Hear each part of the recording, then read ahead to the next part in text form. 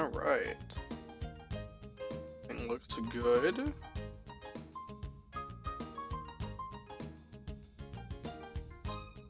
One second. Okay. There we go. Alright, welcome back everybody to more Pokemon Colosseum Hardcore Deathless Nuzlocke. So, last time, we got a ton of Shadow Pokemon. We got through all of Mysterious Lab except for Ain's fight. We are currently preparing for that, and then once we're ready, we'll go and fight him. Make our way over to Realgam Tower, and I think we'll be able to at least do like 2 fights. And then probably that'll be a good place to stop for now. Sure, I was having audio issues earlier, so just making sure it sounds right.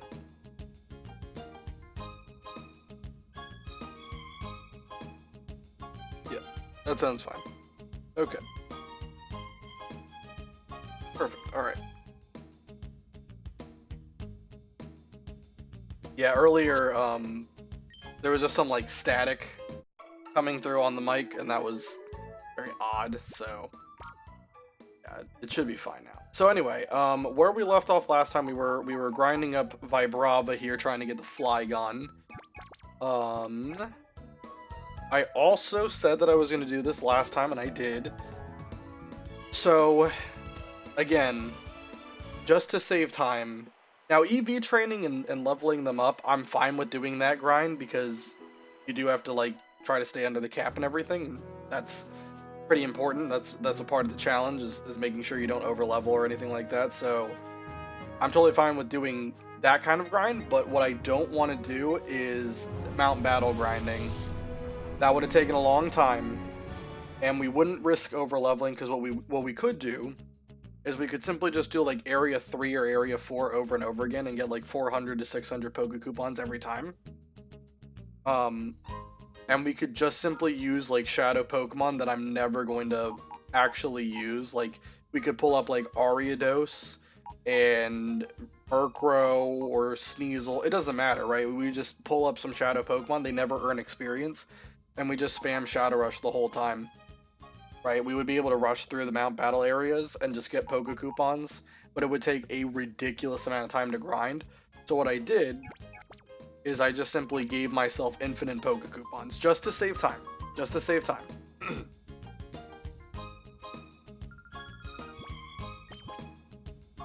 So yeah, now I have 99,000. I also gave myself, again, just to save time, infinite berries.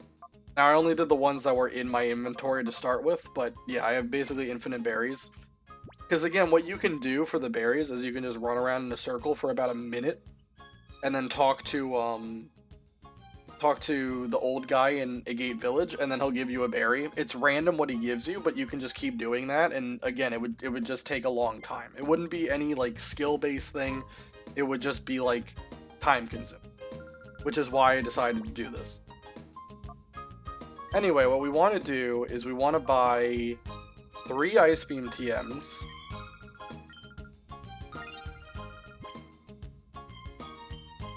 1 Thunderbolt TM. Oops, I said no. And 1 Flamethrower TM. We want all these, so that would have been a total of 20,000 Poke Coupons to get all of these.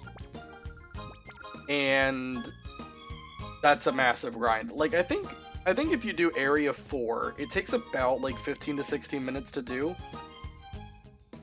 But still, you're getting 600 Poke Coupons every run through. So to get 20,000, yeah, that would be, I would think, close to 9 hours probably. That's a long time. So we're not gonna do that. Might even be longer. Because it's 2,400 an hour thereabout, right? And if you need 20,000...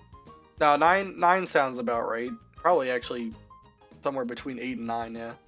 But that's assuming that, you know, it's 15 minutes. It could be longer, I don't fully remember. I used to do it on official. I used to do this run on official hardware before I like started streaming it, and yeah, it was like I think around 15 minutes. And usually I would just turbo, because I had a turbo controller. I just turboed the A button, and then I would just like watch something else while it does it. I would know if something dies, obviously, because you'd be on the screen to like switch Pokemon, and you know, obviously you would be able to tell that something bad has happened. Anyway, we want to teach Ice Beam to Feraligatr, to Quagsire, and to Mantine. Mantine's not on the team right now, so we'll have to do that later.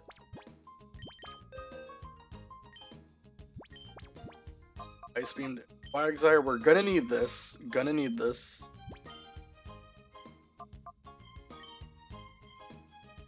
It's just gonna guarantee a better fight against Ein and some of the other people we're gonna fight today. Oh, and then also, can Vibrava learn? I know Flygon can, but can Vibrava learn Flamethrower? No. Okay, so we need to evolve the Flygon first. Alright, so what we're gonna do, Espeon's already at level 48. Does anyone have the XP share on? Okay, give me 1 second. Let me put... I need Lumberry on you for when we fight Ein. And same with you. Okay. We're gonna go and we're gonna grab, Did I put the item, or the experience share in storage, or probably just as inventory, I would imagine. I don't think I really need any. I might need the zinc for later. Yeah, and then I'm gonna swap Espeon out. Espeon's already at 48. We want to get Plusle and Mantine leveled up. Plusle's gonna be used for one fight coming up. And it's actually gonna be pretty important that we have Plusle, so I think we'll start with Plusle. What does he? You have Ordinary. Okay, that's fine. Bring Plusle up. We'll bench Espeon. I'm gonna update the team. So just give me 1 second. Alright. Espeon. Placing you with Plusle.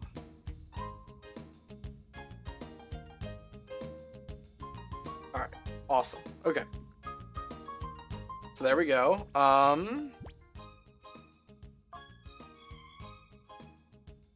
Yeah, and then I want to put the XP share on Plusle.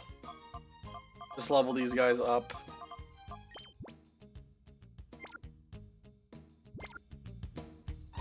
Yeah, we're just gonna grind to level 48 really quick, and also try to finish EV training Vibrava. We want it to have maximum attack. That is going to be relevant. You might think it's unnecessary. It's actually going to be relevant. Getting to max attack is going to be pretty important. So we're going to do that. I guess I was leading with these guys originally. Yeah, we can keep leading them. It's fine.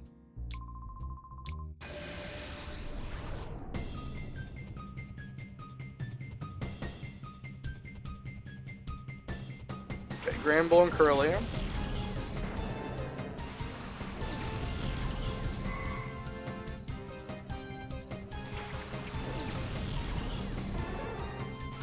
Yeah, and how we do this fight, we gotta be, like, relatively careful, you know? You don't want to risk losing a Pokemon at this point. That would be tragic, so... we go... I don't know why Protect is in the top right. I usually have it in the bottom right, but that's fine. We go Protect, and then we bite Curlia. Curlia gives special attack, and Flygon, I don't really think... You might have to care about special attack if you get, like, a really, really bad Flygon, but this one's good enough that it doesn't need special attack.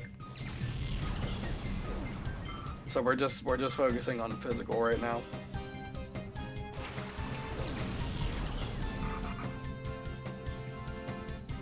And then Ampharos blocks that. And then we go for Thunderbolt, and we swap Umbreon for Vibrava, because Umbreon obviously would never be targeted by these guys. Granbull is always going to click Strength on Ampharos, and I think for the most part, Nuzleaf, like, always uses Growth and never clicks Feint Attack on the first turn.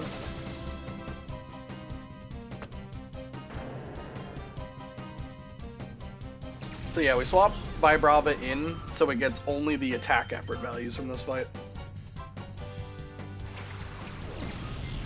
And that's pretty much what we've been doing like the whole last couple of fights with Kale here. And then I mean, I think you can bring in for Alligator at this point. Thunderbolt should kill Machoke. I'd be shocked if it didn't.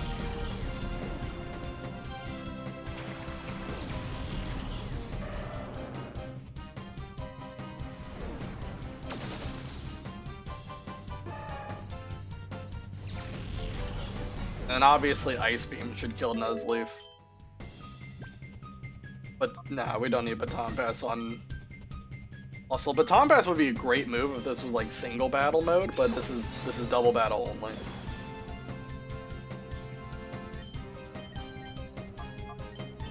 I also should put Ice Beam in the second slot. I don't want to have to always scroll down at the bottom right every time. Alright, there you go. So that's pretty much how the fight's gonna go every single time. Kale has the same AI, he should never like deviate from that. And we pretty much never take any damage, as long as we play it exactly like that every time.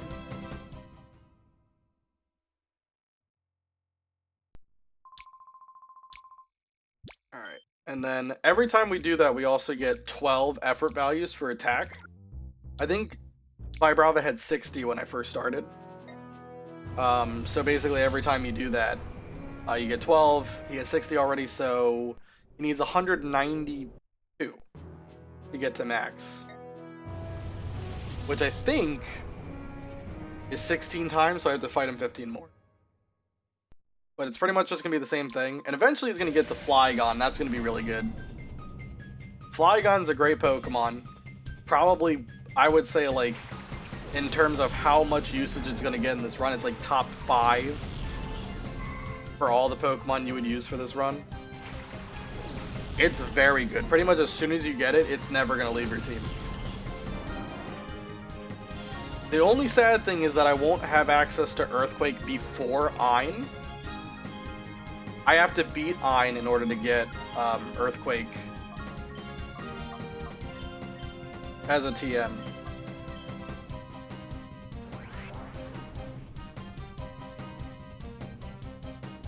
I also need to check Plusle's moveset, because Plusle is going to need to know really just 2 things. It needs to know Thunderbolt, which I don't... Did I even teach a Thunderbolt? I don't think it did. And then I also need to make sure it has Protect, because Protect, probably the most important move in the whole run. Everyone needs to know it if you're going to use them. Alright, swap to Vibrava. And how much experience away is Vibrava? This might be where it evolves. No. Probably another 2 more fights after this and it'll evolve.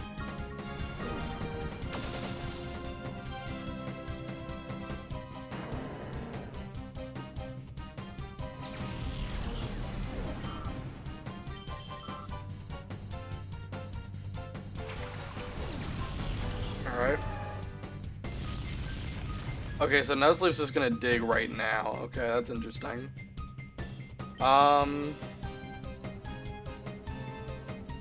Okay, well, let's just Protect, and then we'll swap. Something's gonna have to get hit by a Submission. Yeah, I'll go into for Alligator. Pretty sure Machoke would use Submission on. Well, actually, maybe it clicks Dig on Ampharos. There's a chance. I think it goes Submission though on Vibrava.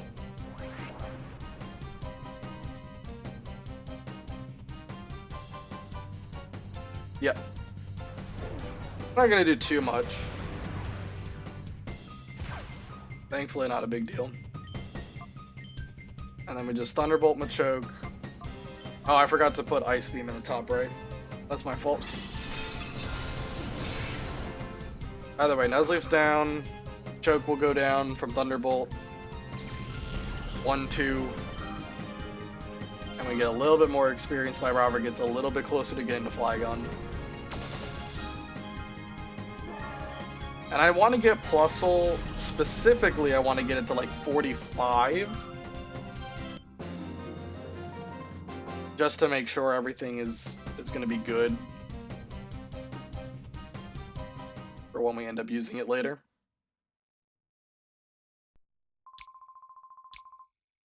Alright, so let's go ahead. Oh yeah, Plusle, what's your moveset? Yeah, I need to teach it Protect, and I need to teach it... And then... Oh, frick.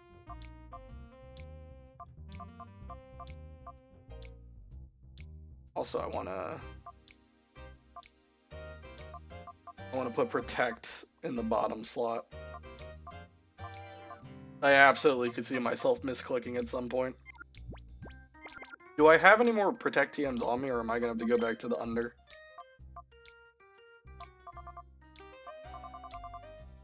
I do not have any Protect TMs. What about... Wait, hold on. I teach Thunderbolt Plusle as well. Absolutely would.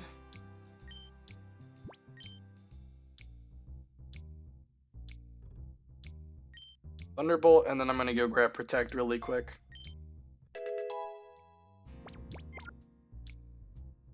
And so then after we do, after we get everyone leveled up to 48, we'll obviously go fight Ein. I also, before I fight Ein, I want to do Pokemon Colosseum 2. Shouldn't take too long, because all the Pokemon there are very weak. Like, they're level 40, but like they know very poor movesets. And we just want to pick up Sunny Day. That is ever so slightly going to help us out.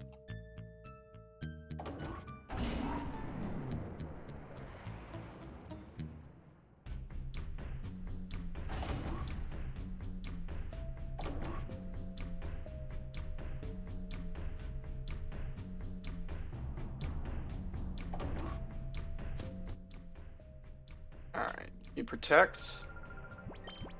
Which, okay, I have 26,000.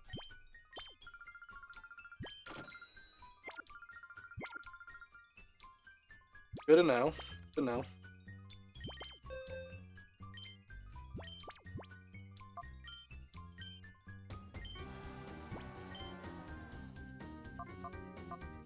And then we'll get Spark. We don't need Spark now that we have Thunderbolt.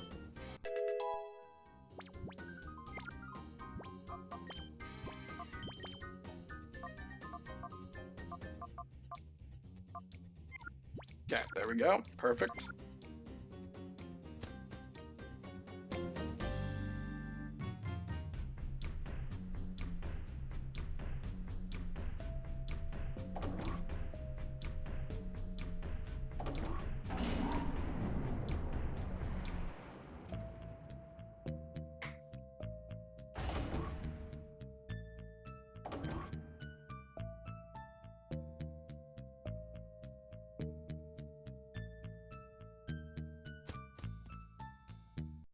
Alright, and since we went to the under, that counts as, like, leaving the area and coming back, so then we can just fight Kale again. Alligator did get hit by submission, but based off the damage, I don't really think it's relevant. I don't think Nuzlocke usually goes for Dig there. That's like the first time in a while I've seen that. Because normally it just clicks Growth.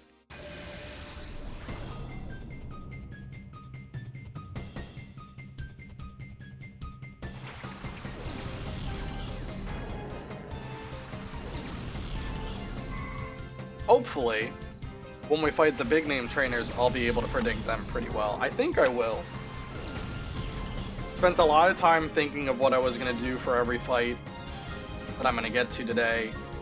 And I really like the strategies I came up with. I think there's no like problematic lead Pokemon or anything like that. I think for the most part, this is just going to be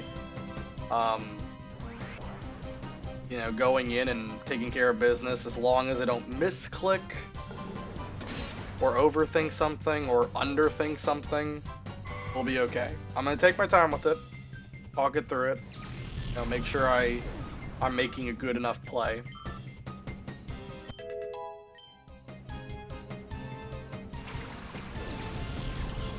I really think for all the fights coming up, you don't really have to play perfectly, but you do have to play, like, smart. You know, you're gonna have to think your strategy through. You can't just, like, click things randomly. Alright, Thunderbolt on Granbull, we're going to Vibrava. As long as it doesn't use Dig. I don't know why I did that one time. It's not a big deal, but it's just annoying because then I have to take more damage from submission. I'm sure Ampharos could live a crit Dig, but I don't want to risk that. So I just use Protect. Okay, for some reason Nuzleaf likes doing this all of a sudden, so that's fun. You know what I could do is I could just double Protect. And then it gets, you know, Dig doesn't last forever. I block both of these attacks. This is probably smarter. And then we can swap, and then we don't have to take any damage from submission. This makes more sense.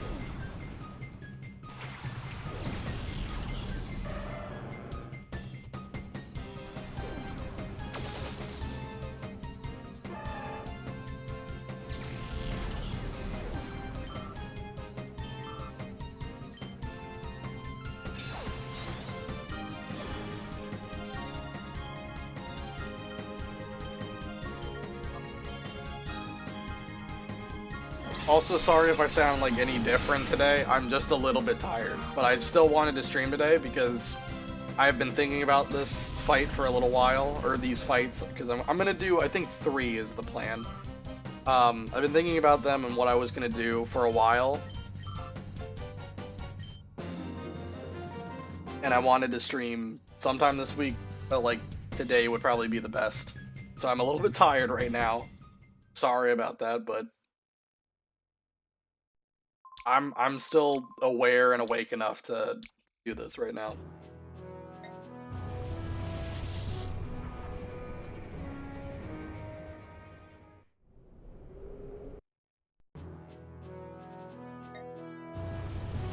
I think we can go 7 times off of the power points that Thunderbolt has. I've fought him 3 times.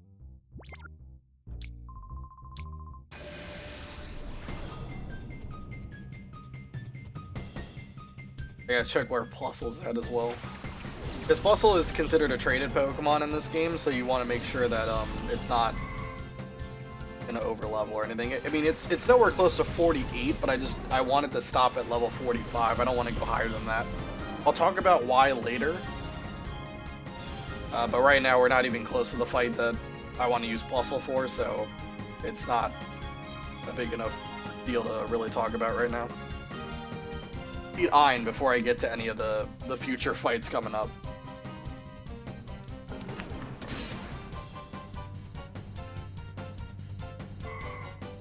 I'll be excited when we get to Ein though.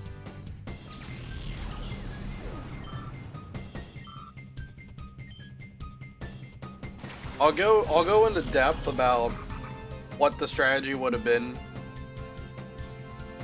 You know, I want to see what lead combination I get first and focus on that, and then I can talk more in depth afterwards about, you know, what I would have done. Hold on, wait. I just didn't trust that I clicked Thunderbolt. Okay, perfect.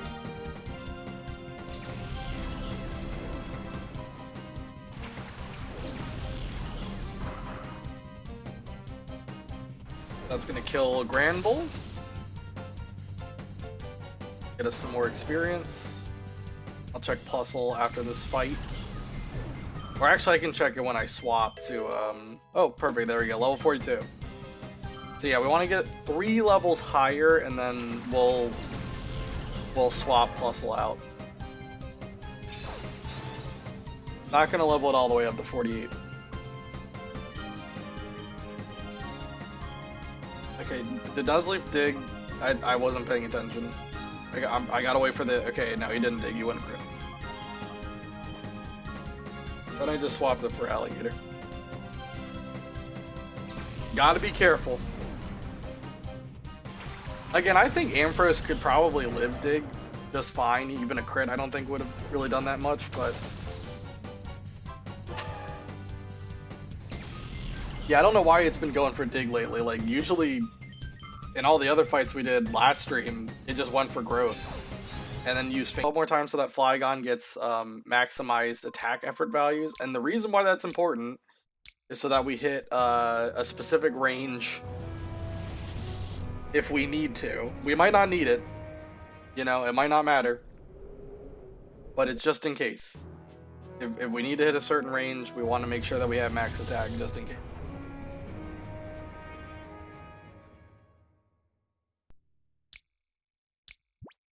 Check it. Alligator just has that damage from submission. That's not really a big problem, honestly. Also, apparently it dropped frames somewhere. That when did it start lagging? I don't know when the stream was lagging. Apparently it was lagging at some point. Trying to figure it out.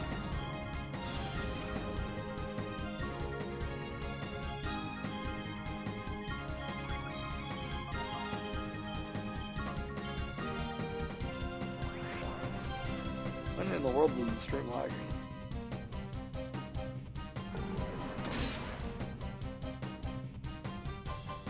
It wasn't that long ago because I just checked.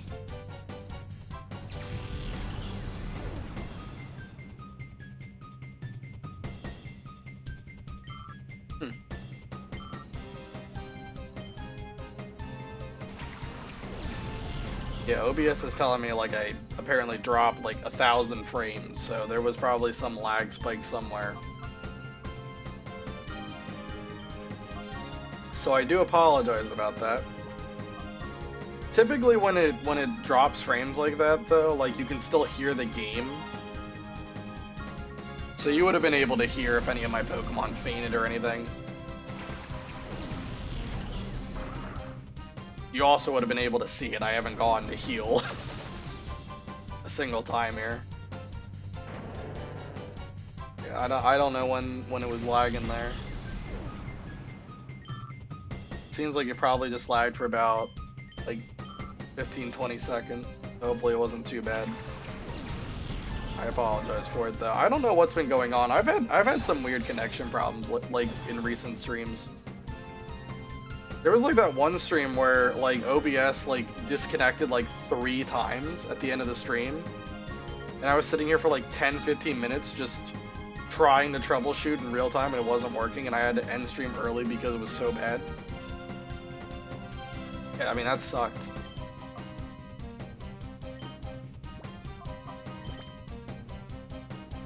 So yeah, I'm trying to figure out when it was happening.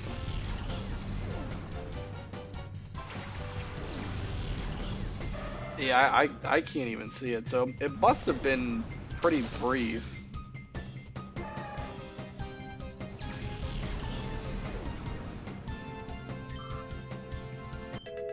You leveled up?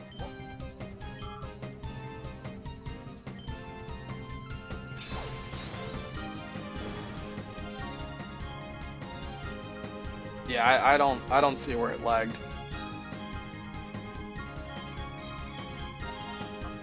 But I'm just gonna stop worrying about it.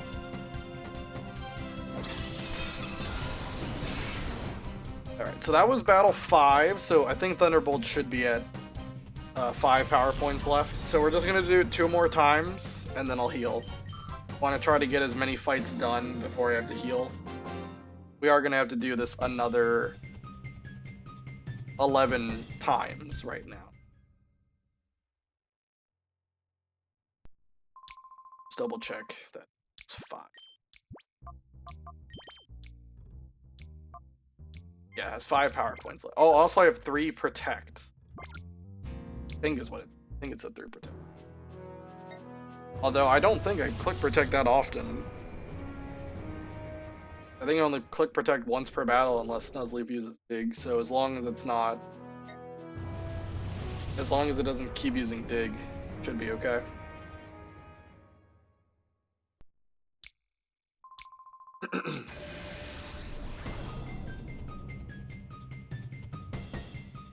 Battle 6.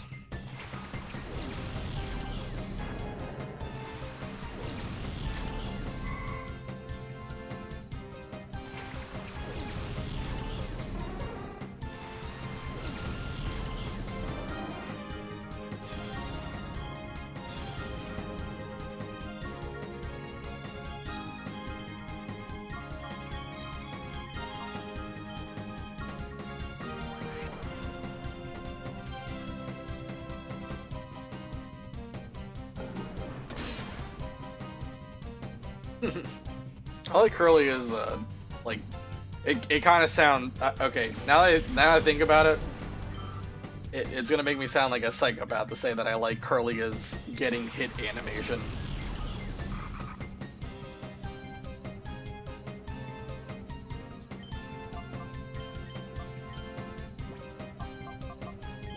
Alright, I think... Is this gonna be the battle that Vibrava evolves the Flygon? Could be. Could be. It might also be one more.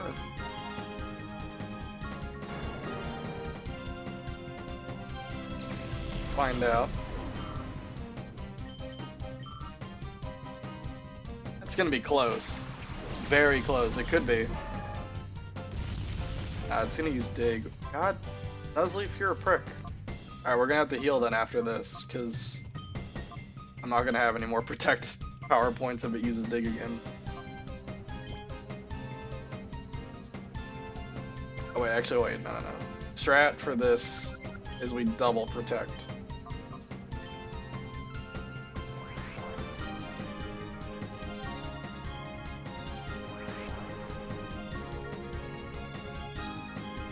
And then a whole lot of nothing happens this turn. It's just dig, misses, Ampharos, and submission doesn't hit Vibrava. Alright, and then we Thunderbolt, we swap to Feraligatr, and we're going to be able to take it out next turn.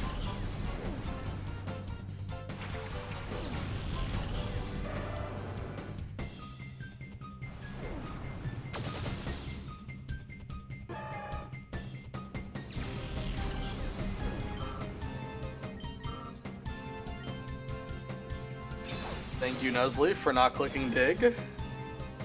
That would have been annoying.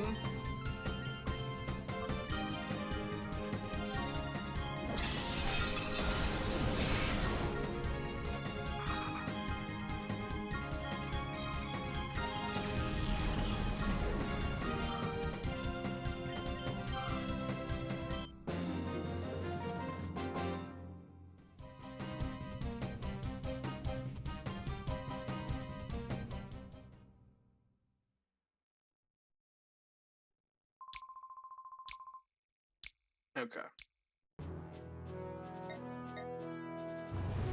And now we're gonna have to heal because Protect only has 1 power point left. Not ideal.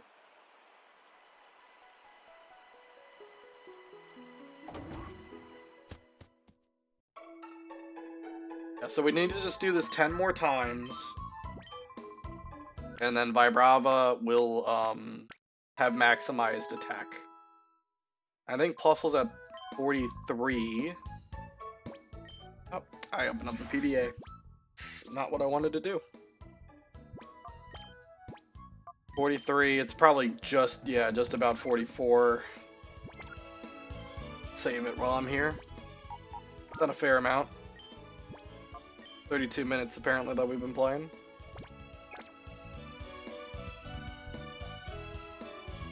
It's not that bad.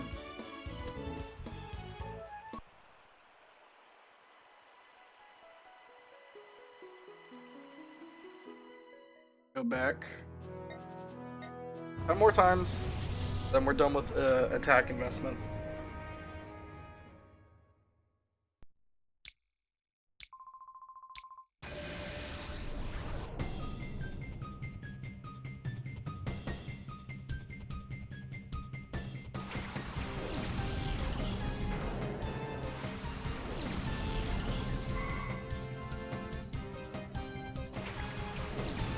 And also, I think Umbreon might level up to 48. Yeah, it looks like it. So this will probably be Umbreon's last fight. If everything goes right, Umbreon really should never have to be used for these upcoming fights. But it's a great Pokemon to have in the back because it is one of the best Pokemon to pivot to.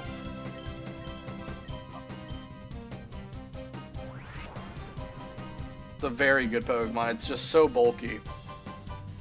When you have a stat spread of 95 HP, 110 defense, and 130 special defense, that is a very compelling argument to be slotted anywhere on a team. Alright, there you go, level 48. Plusle's 44, so yeah, Umbreon, this is his last fight. We'll have Ampharos use Thunderbolt on Granbull, we'll swap to Vibrava, who I think also is going to level up the Flygon here.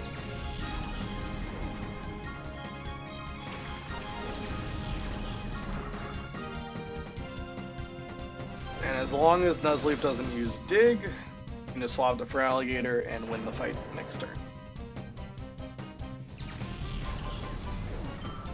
Or I should say, well, yeah, win the fight next turn after swapping. Wow, look at that, plus 12 attack. That's the incredible power of EV training, seeing that number go up.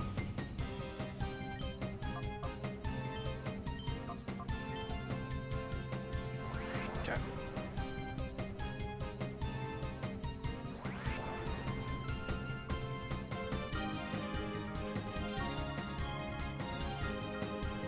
Block that. Block that. Then Thunderbolt, Machoke, and swap for Alligator. And getting Flygon's gonna be really nice.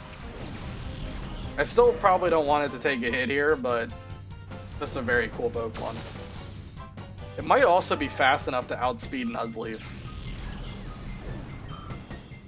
Even with the Macho Brace, it might be fast enough. Don't quote me on that. But I'm going to see how fast Ampharos is, and I'll make a judgment call. Because Ampharos is not very fast.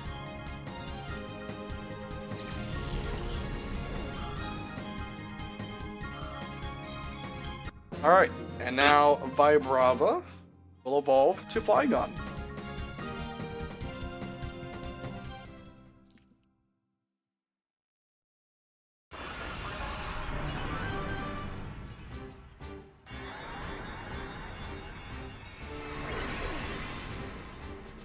Yeah, like I said, this is one of the best Pokemon you can get in a run.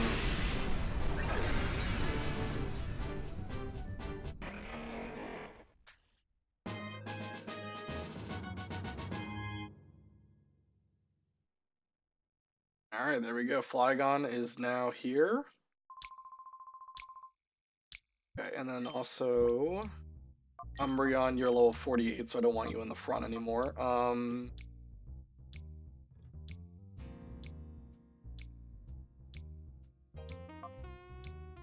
I guess I'll have to put Feraligatr in the front now.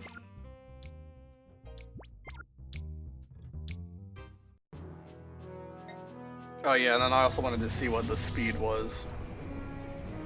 Because it's possible that with the Macho Brace on, it still outspeeds the Nuzleaf. Speed is 104. What's Ampharos? 68. Okay. I think I'll try it.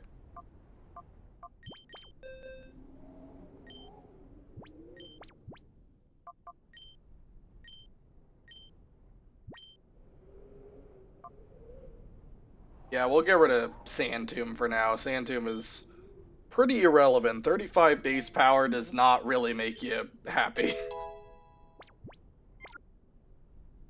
The best move that Flygon's gonna learn though is gonna be Earthquake, but we need to beat Ein to get that.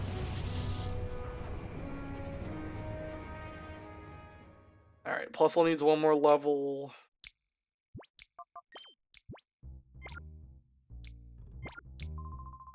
Go ahead and do it. So 9 more fights, including this one.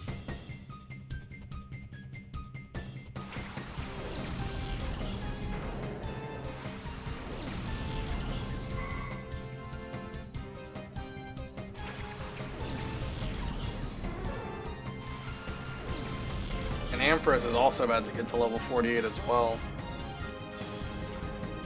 So I might have to go grab Mantine.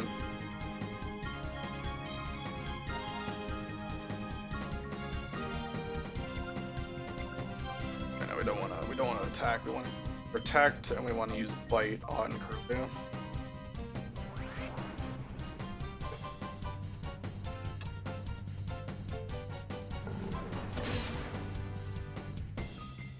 We just want to take out Curlia because it gives special attack. That's not something Vibrava needs. 1 second.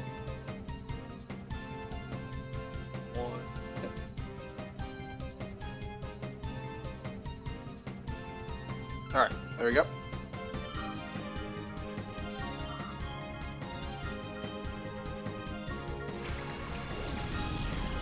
Here's Nuzlocke. Alright, we're gonna swap into Flygon now, not Vibrava. And I'm hoping that Flygon one-shots with Flamethrower would kind of suck if it didn't. This is gonna get Ampharos to 48 as well. So now I'll have to figure out who I want to pair alongside for Alligator now. I think Mantine is probably going to be the one though. Mantine is going to get... It's not going to get used for Ein's fight for obvious reasons. But it will get used for some of the fights coming up in when we get to Realgun Tower. We want to make sure that it's ready too.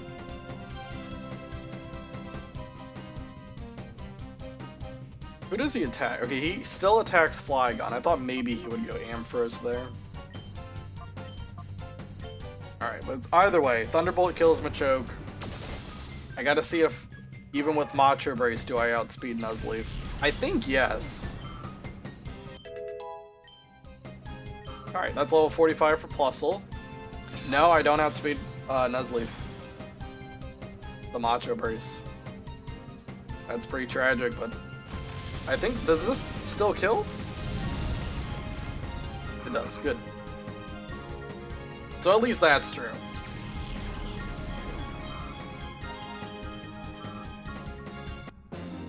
Awesome. Alright, so I'm gonna take the Expedia off Plusle. And then I'm gonna get Mantine on the team.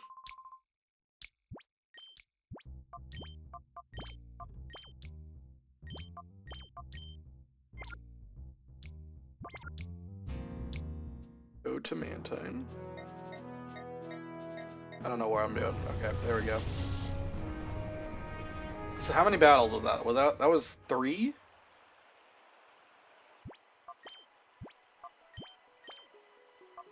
That was 2. Never mind. Alright, so we're still 8 away. I'll double check that that's true. Really quick. I get to the Pokemon Center, I can test. Or not test, but... that information.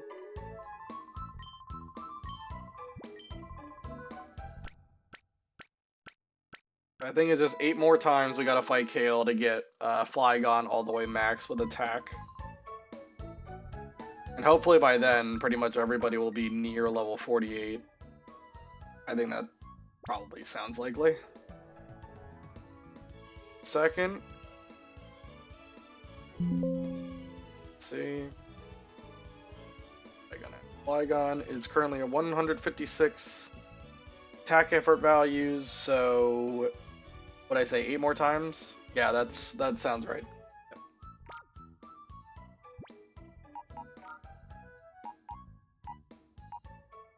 Okay, so then let's take off Plusle. Put on Mantine. Do together. And I think everyone else can stay on. I think you have to take anybody off, but now I gotta replace Plusle. It's image Plusle.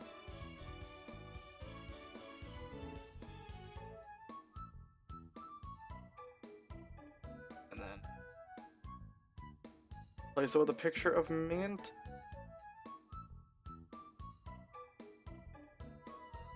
Apparently inept and cannot find it. Oh, just saw it. There we go, okay.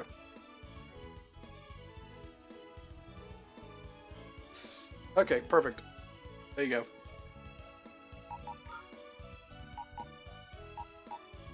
Alright, you good. I do want to really quick put Lumberry on Mantine. It's not going to need it for Ein, obviously, because it's not going to be on the team, but it's going to need it later. Just want to make sure it has it, so I don't have to worry about forgetting an item later on. Knowing me, that's exactly what I would do.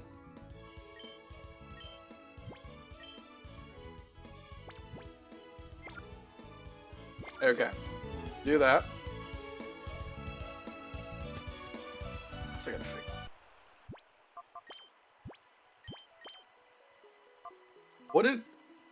Would Gramble attack? I think it would attack Mant. Pretty sure.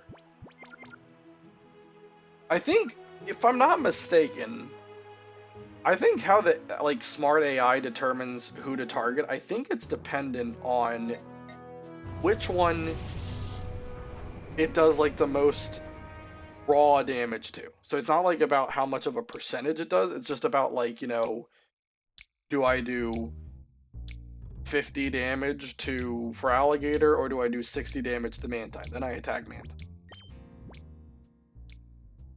Even if Mantine were to have double the health for Alligator have, it wouldn't matter. Or it wouldn't matter. Pretty sure that's how that works. Oh, I also need to teach Mantine Ice Beam. Doesn't need it now. And honestly, I might not even ever have to click that move, but I just want to make sure it knows it.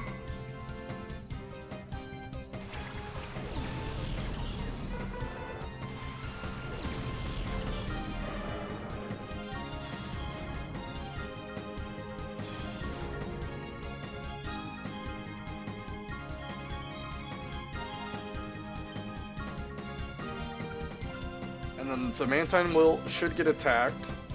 We get protect again, and then bite Curlio.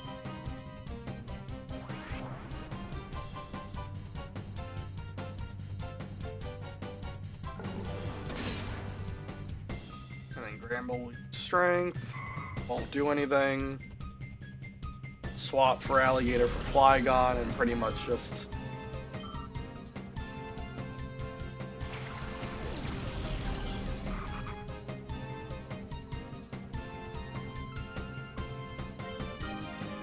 although I don't think that Mantine can kill Gramble in one hit. That's the only thing. So maybe it might be better to go Wing Attack on Nuzleaf instead. Nah, I think you still go Bubble Beam on Gramble, even if it doesn't kill. I think this is still the better play.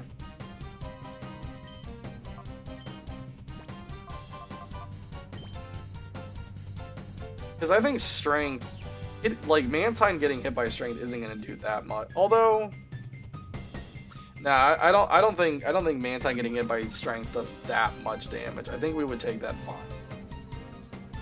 I have really good physical defense.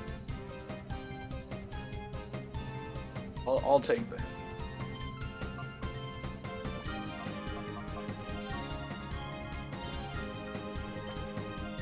It just sucks because it just means I'm going to have to heal more often, because obviously it's not like Gramble's going to do 0 damage here. It's going to do probably 40 some. Nice crit. Well, that's just going to kill it. Perfect. There we go. We don't have to take a hit. If we just crit every time, we'll never have to worry about being hit in that situation. Ingenious strategy.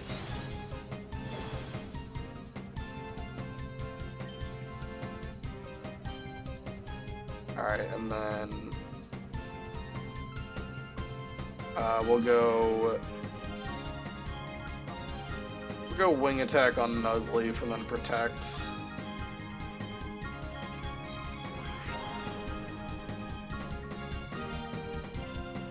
Wing attack probably kills. Nope, just kidding. I know Mantine has like no attack, but I just thought it would kill.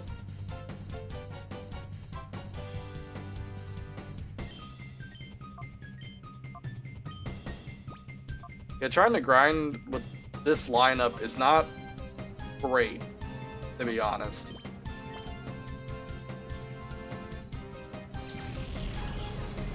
There's a lot more swapping that needs to go on. It's not as autonomous as it was when I had Umbreon and Ampharos on the field.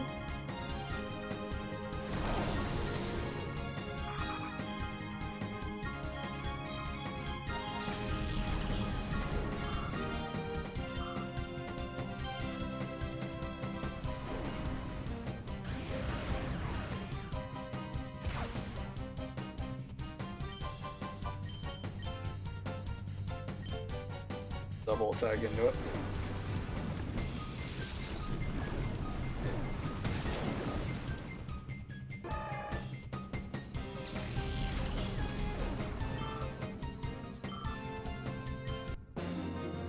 I want to put experience share on Mantine. That might be worth my time.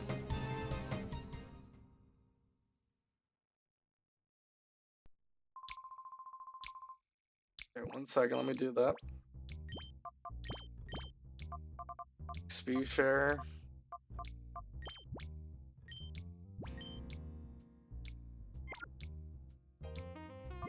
I don't want them to level up too quickly here.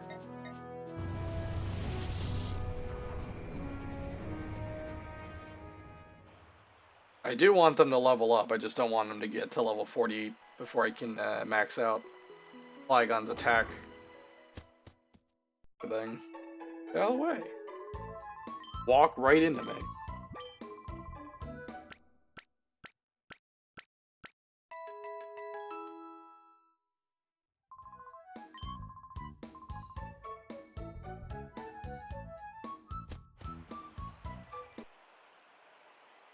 Alright. Just gotta fight Kale 7 more times. We're getting there. Slowly but surely.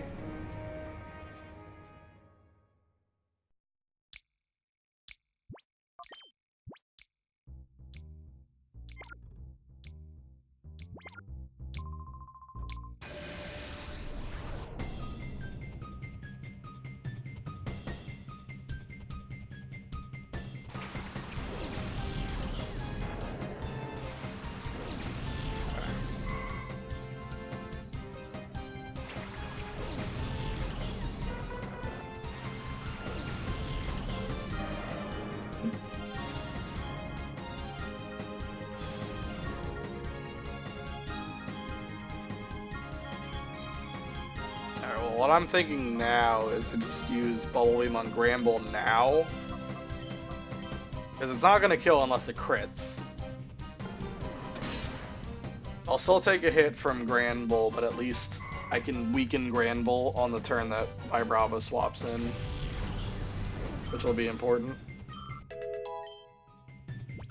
Screech.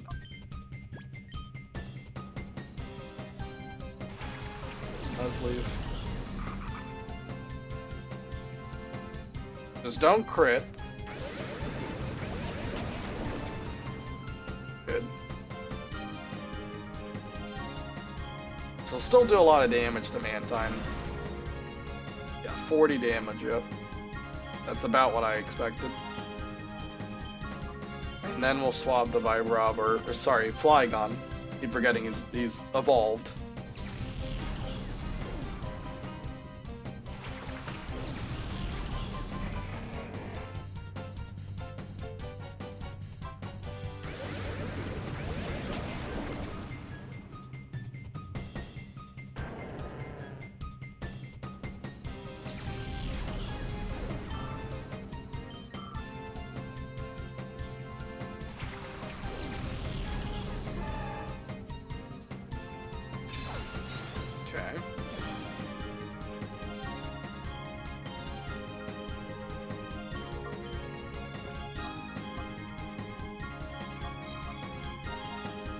to swap back to Feraligatr. Not have to waste time with using Protect or anything. Let's just swap now.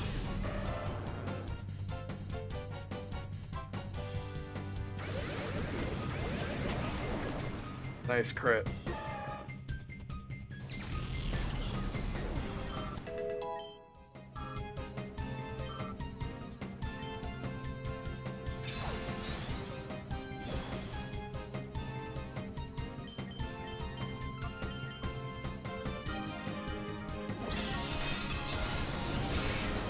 Alright, 6 more times after this. You're officially done. At least done with grinding for attack. Hold on one second.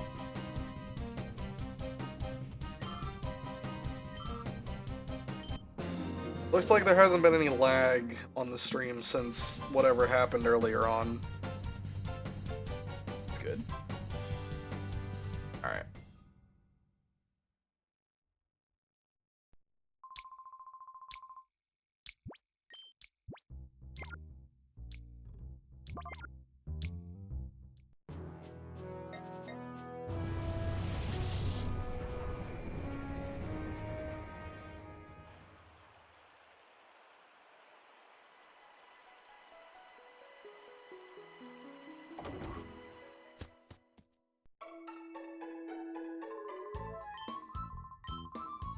I love the Pokemon Center theme. It's great.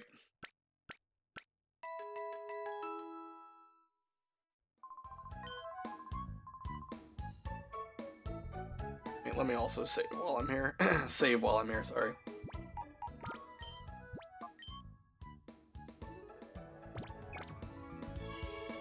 Alright, how long have we been going for? We've been going for like an hour? Just about, yeah. Okay, and we got 6 more fights to go. Yeah, it's not too bad. Taking decent time. I still have to do Fnac Stadium. We have to do 2 rounds so that we get Sunny Day. But that shouldn't take long, because, like I said, while they're all level 40, I think everyone only uses like 2 Pokemon, and they don't like have any good move. So it should be pretty, you know, 1, 2, 3, and then be done with it.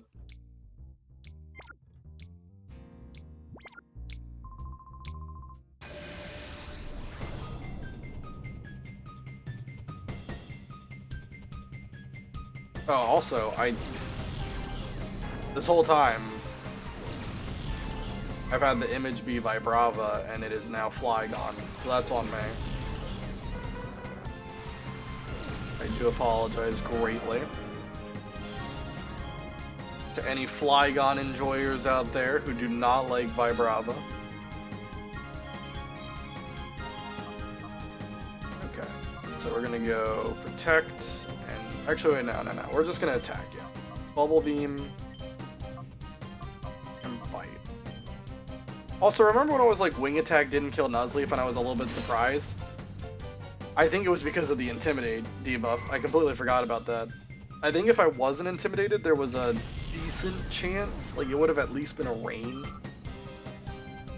But yeah, with the Intimidate buff, there was no chance I was gonna kill Nuzleaf there. That's completely on me. Didn't think about that.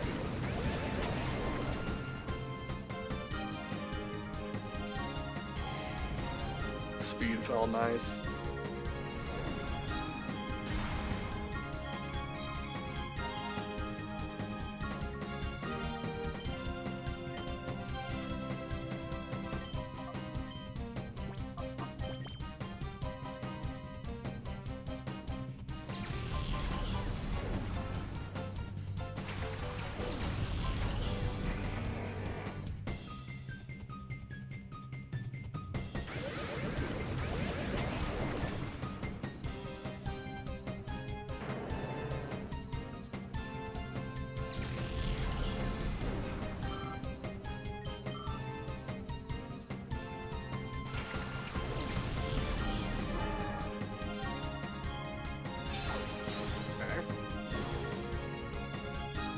Bubble Beam with Choke, and then Protect.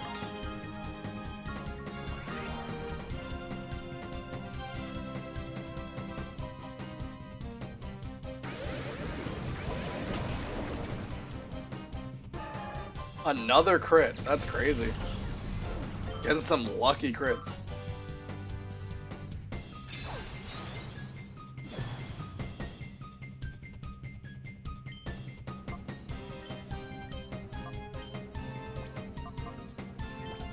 I should have just swapped out. I don't know why I used Protect. It just means that I'm gonna get hit by Feint Attack though, so it's not that intimidating. I could have one-shot it with Flamethrower, but I just didn't know how much damage Flygon would take from Feint Attack, so I wanted to swap.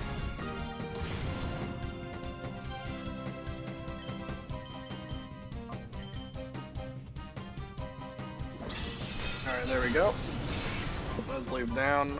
5 more battles to go. And then we're free of the nightmare.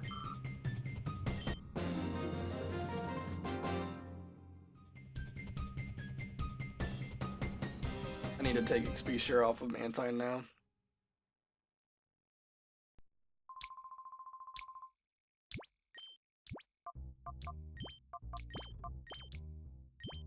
And we'll put Lumberry back. We'll need this later.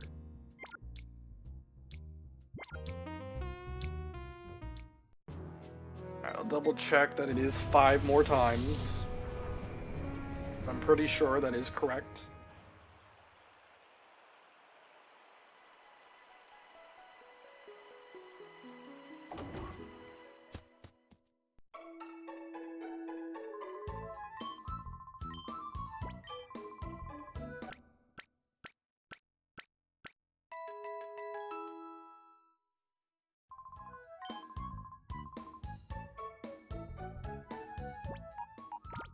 Save it.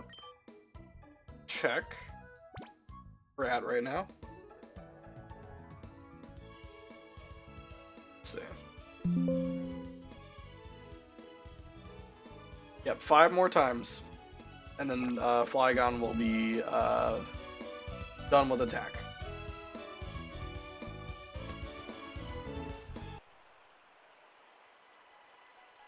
And then it's just about getting everybody to 48 and also getting, doing Fnac Stadium 2 times. I can't remember if it's Fnac Stadium or Fnac Colosseum, it's one of the two. By the way, we gotta do 2 times so that we get Sunny Day as a TM, because that's going to be a very important TM for 2 of the next couple of fights. Possibly 3.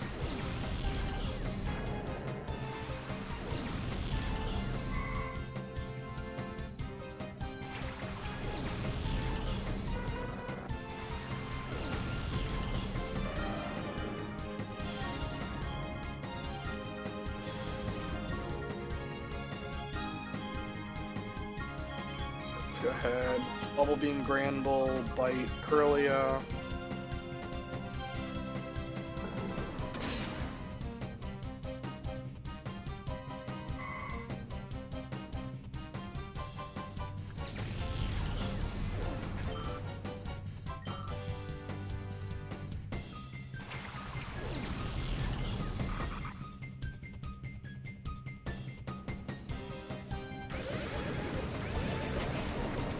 Also, you know what I still haven't done? I haven't taught Mantine Ice Beam. Holy was supposed to do that and I completely forgot.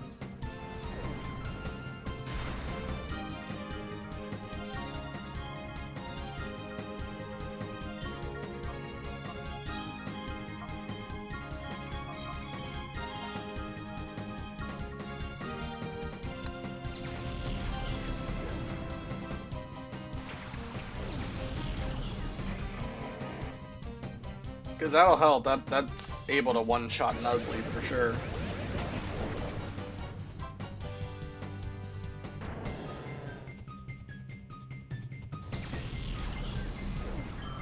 Although Mantine is about to get to level 48, so it's really not going to be a big deal considering.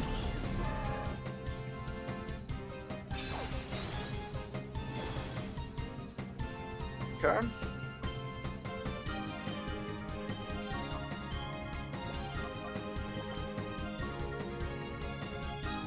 For Alligator I go.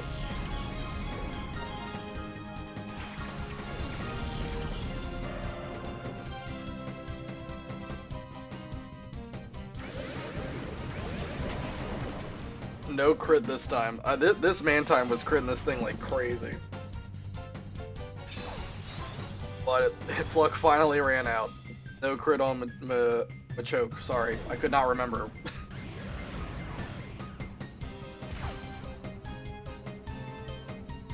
Bubble Beam and Ice Beam. And that's gonna be the battle done. We just need 4 more of these. Flygon's finally at maximum attack. I think Mantine probably can go at least 1 more, maybe 2 more before it gets to level 48.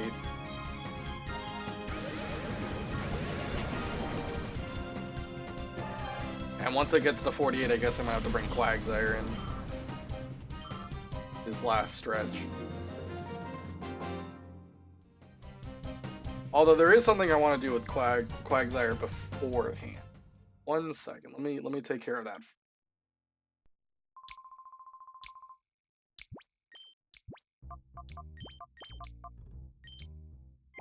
Lead with these two. This won't take.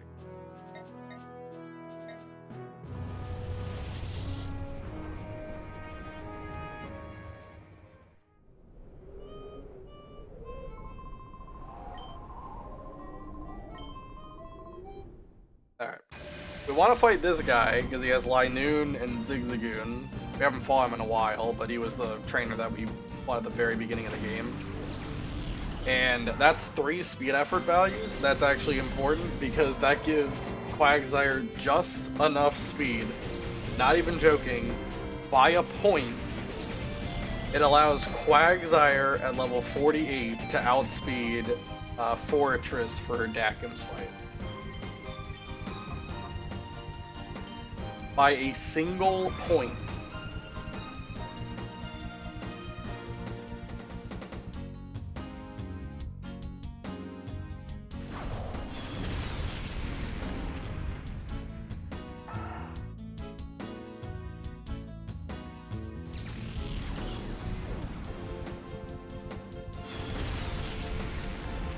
There we go.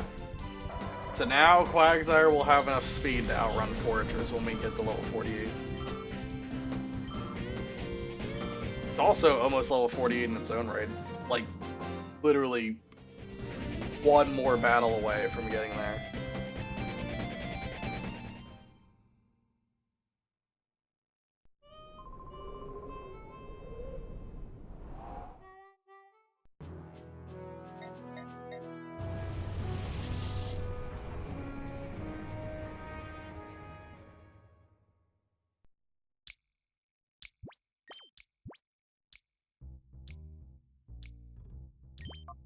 Ow. Oh, wait, I wanted to heal. That's my fault. Go and heal at Fnac City.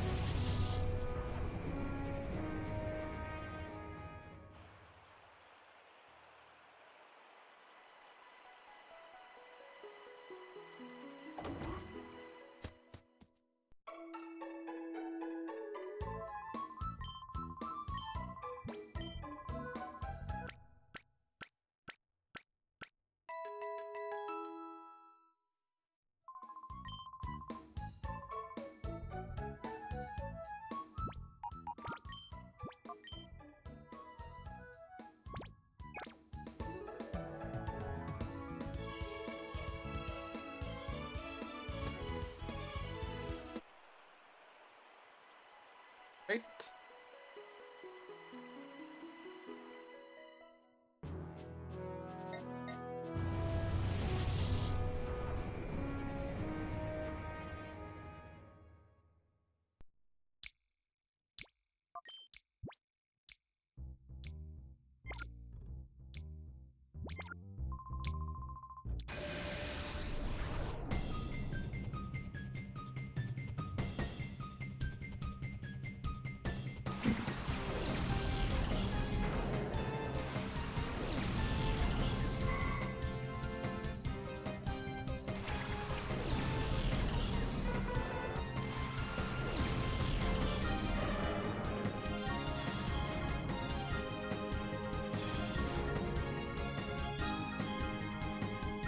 Bubble Beam, Granbull. Oh, I keep forgetting to teach Ice Beam to Mantine.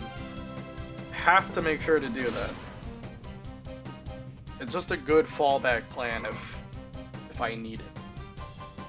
The hope is I would not need it, but I don't wanna bank on that risk.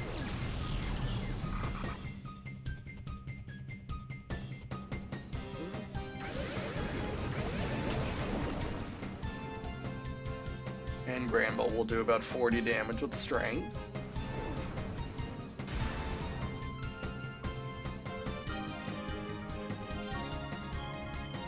Alright, Bubble Beam, we'll swap the Flygon.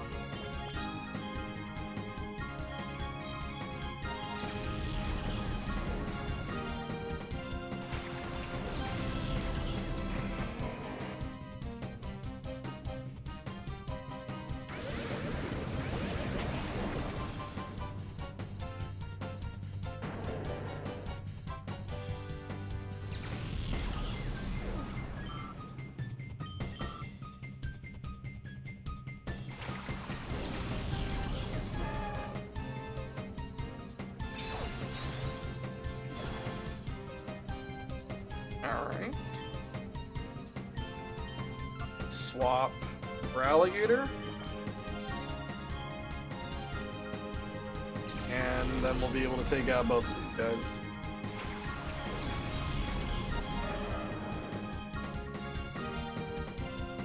And Mantine, I think, is going to get the 48 here.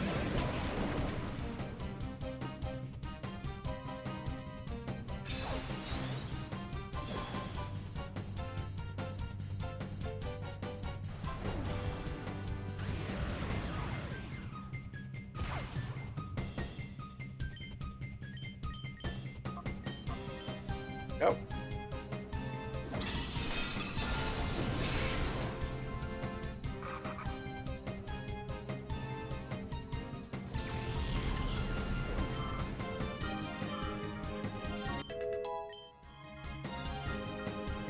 And that'll be level 48.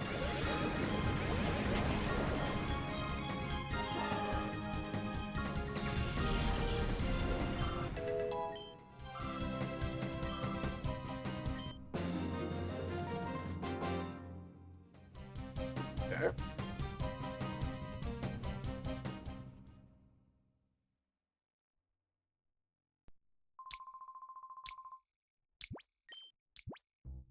Use Mantine. Don't want to lead with Flygon because then I'm going to get special attack effort values from Kirlia. But I am running out of options. I just have to do this fight 3 more times to get him maxed out. I'll have to check my box and see what I can put on the team. If there's any Pokemon I can go to after Mantine. I know I have Medicham, but I'm sure Medicham doesn't know Protect. Although it might know Detect. Could know Detect would also be something.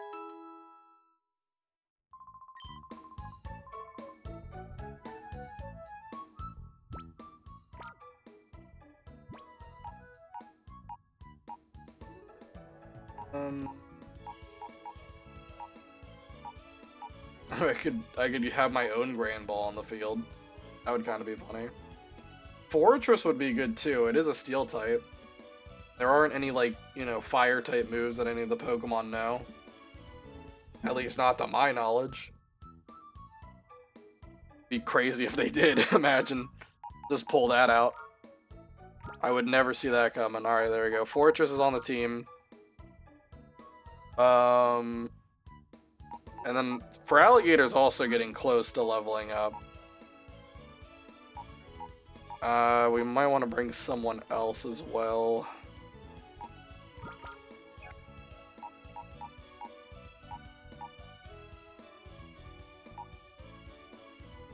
Maybe I will bring Granbull.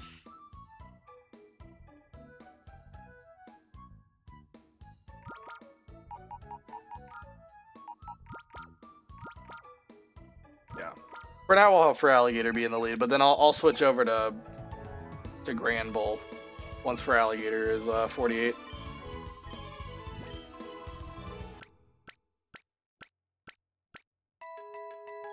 Hold on, wait. One thing I gotta do before I forget, is I'm gonna forget. Mantine. I need to teach Mantine Ice Beam.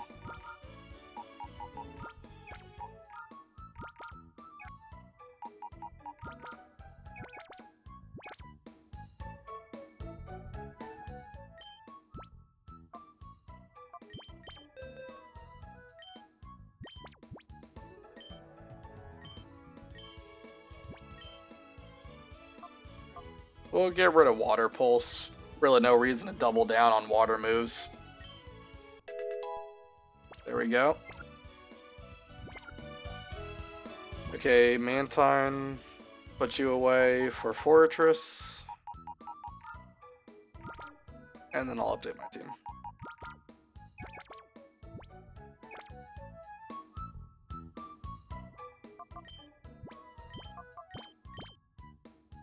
If I put XP share on, I might not have to worry about Feraligatr leveling up. We'll see. Actually, it might be better if I put XP share on... No, I'll keep it on Fortress, that's fine. Okay. I think I had already healed up, but whatever. it's not a big deal.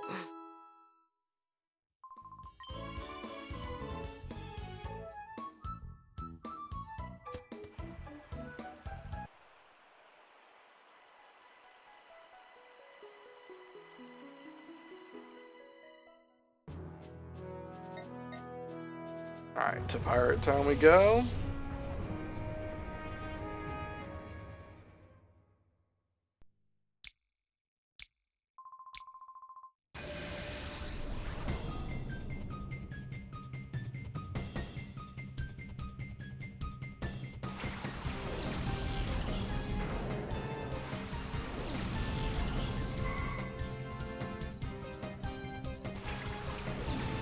Oh, also I need to update the team. Hold on. 1 second. Fortress. And took off. I took off Ampharos, right? I'll check after it. Whoa, Granbull, why are you tiny as heck?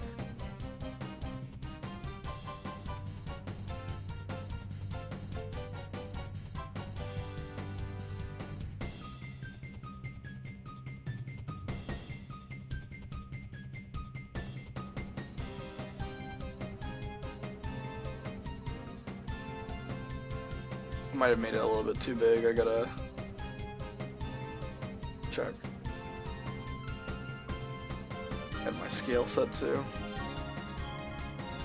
Yeah, it's a little bit big. Hold on 1 second.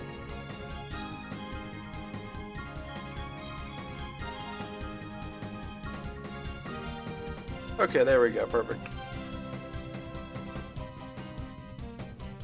Okay, and then...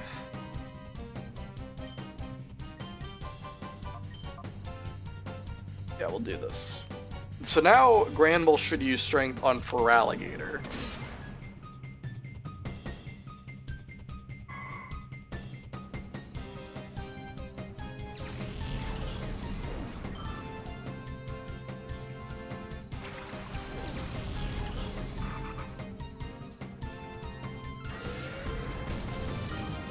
And that does no damage, holy crap.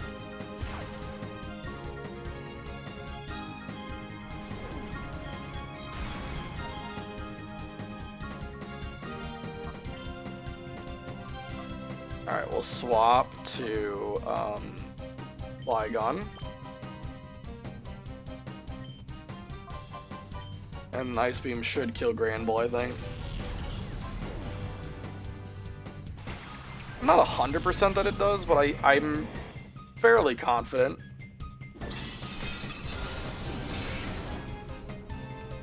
Just barely doesn't get that kill. That's tragic.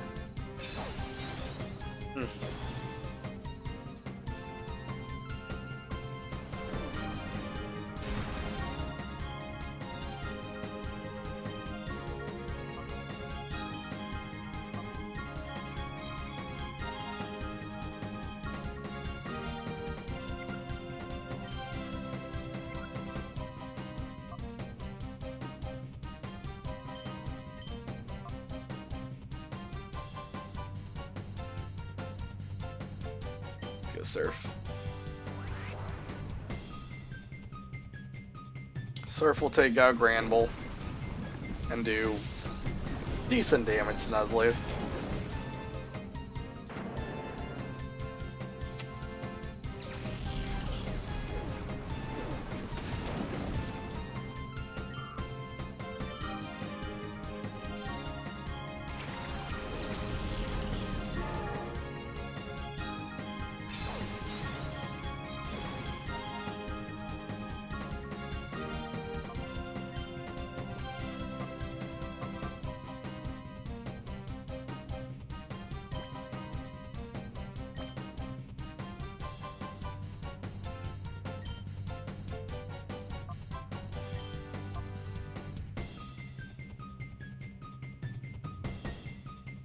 Ice Beam, Nuzleaf.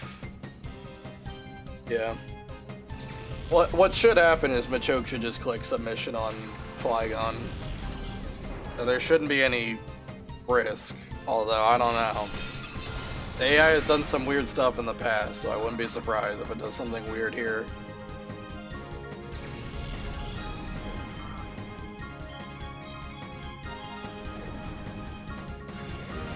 Nice.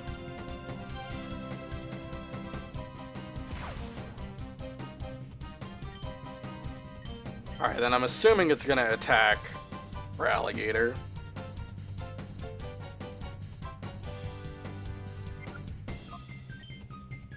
I'll get Quagsire on the field so that it also gets to level 48. Yeah, let's get Quagsire on.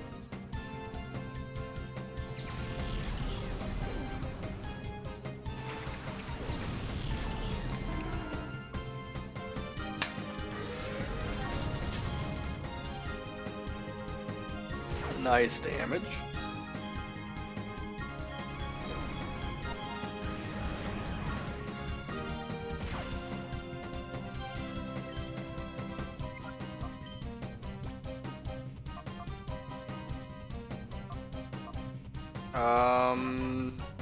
I think just keep Fortress on the field.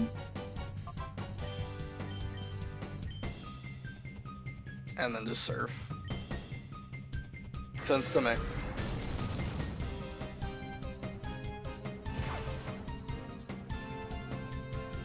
Quagsire does outspeed, very good. And that should get him to level 48. Hopefully.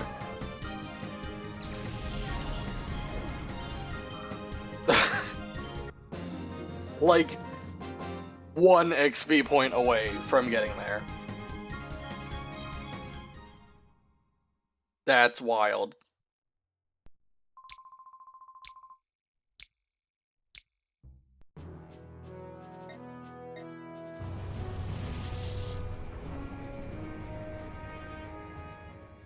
Absolute insanity.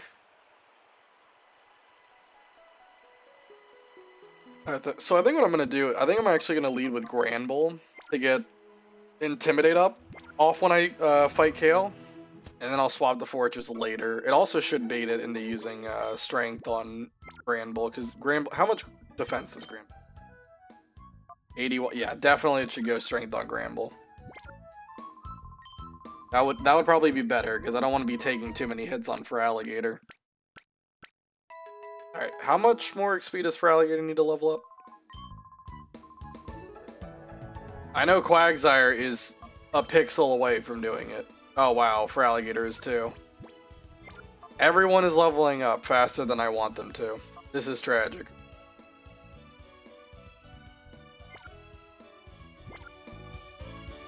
Because I still gotta do this 2 more times for Flygon to get to max attack. Dang it, man. I can't just leave with 2 Shadow Pokemon.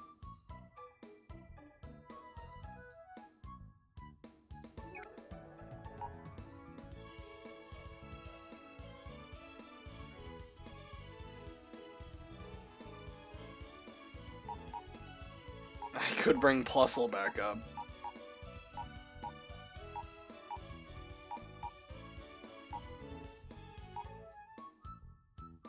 Well, how much more effort values is it that I need an attack? Hold on.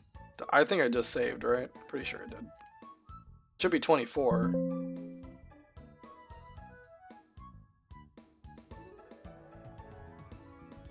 Okay.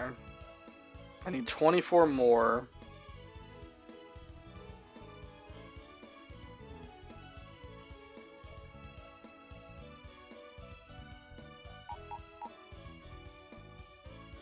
Plusle's the man. Hey, how's it going? How you doing, Art? Yeah, so far, going pretty well. We're EV training Flygon right now. He's almost done. I just gotta fight Kale 2 more times. The problem is everybody is like at the level cap. For Alligator and Quagsire are both like this close to leveling up, so yeah, I'm trying to go over the semantics of how I can get 24 more attack on Flygon without over leveling anybody. And I'm kind of thinking there might not be a way to do that right now. So yeah, Sparks evolved. Yeah, he's Flygon now. It's a very good Pokemon for this run.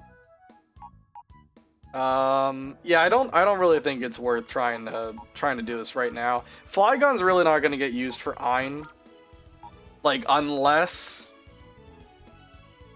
Espeon has Burn through Protect, and then I need to swap to something on Thunder. That's like the only situation.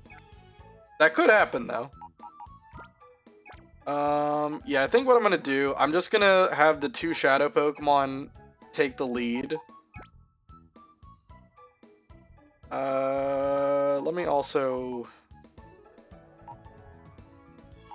Because I just want to do Pokemon Colosseum. Let me see what Pokemon are going to be there. I'm pretty sure everything is very weak. But I don't want to be cocky. It's Phoenix Stadium. Let's see. Is there any fire types is really what I want to know, because that would be bad for Fortress.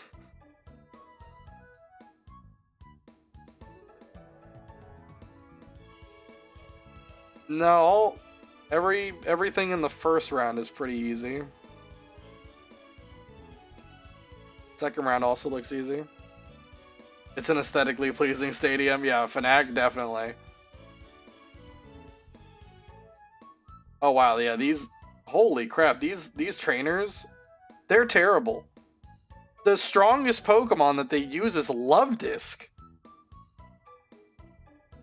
That's crazy. Alright, well then, I definitely think I can do Phoenix Colosseum with this Shadow Pokemon. That should be easy. I might want to put them in Hyper Mode beforehand. Hey, you know what? It doesn't matter. They literally have horrible moves. Like, the strongest move outside of Love Disc having Surf that I saw was, like, Bite. That's crazy. Anyway, oh wait, I was at... I'm in Phoenix City, everybody. I don't have to travel to Phoenix City because I'm already here.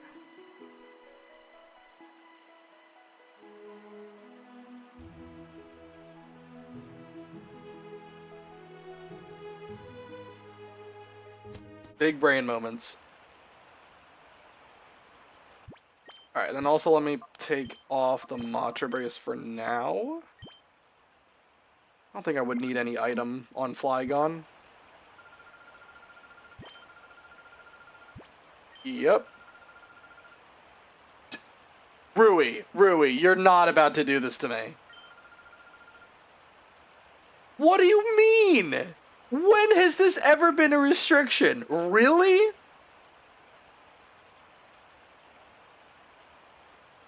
Rui, do you not understand, Rui? You are the only human being in the world who can even identify what a shadow Pokemon is. No one will know. No one will know that I'm using shadow Pokemon. Nobody. Why is it a problem? What's the issue?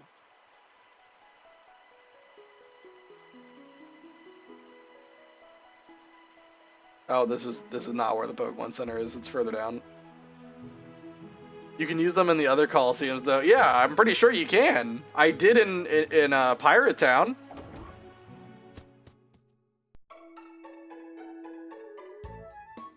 What kind of tomfoolery is this? This is stupid. Okay, fine. What does Medicham know? I don't think I need anything crazy for this, so yeah, Medicham, sure, we'll bring you. And then...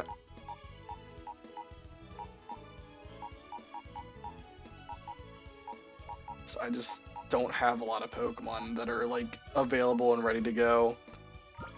No, we'll bring Plusle, that's fine. I am gonna bring... I'll bring, like, Dunsparce in the back, because I want to put XP share on him. Because I don't want Plusle to level up too much further than 45, for reasons I'll get into later. Right now, it's not important. Plusle getting the spotlight he deserves, absolutely. So let me put XP share on, then I'll have to update the team that I'm using right now. Not going to be using it for long. Let's see. So we got Fortress, or replaced with Medicham. Gotta figure out where a picture of it is. There we go. Boom. I need a Medicham a little to the left.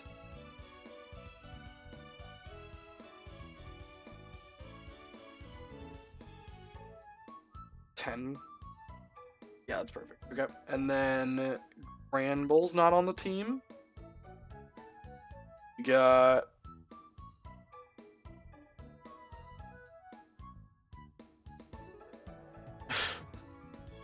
where is Dunsparce? There we go. Okay, and then for Alligator I took off. I could put Plusle on.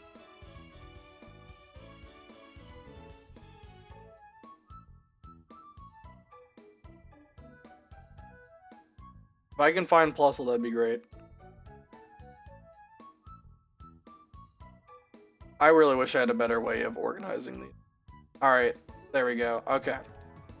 And I should probably move Plusle a little bit to the right. Not what I want to do. Okay, perfect. There we go. Everything's there. Team updated. Alright.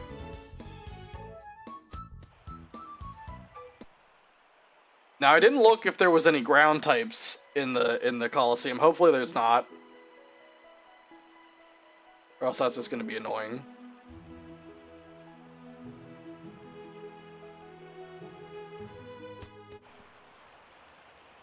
Alright, I'm here again. I don't have any shadow Pokemon.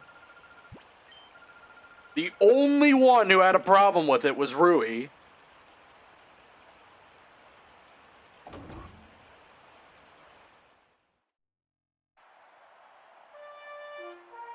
There's not even, like...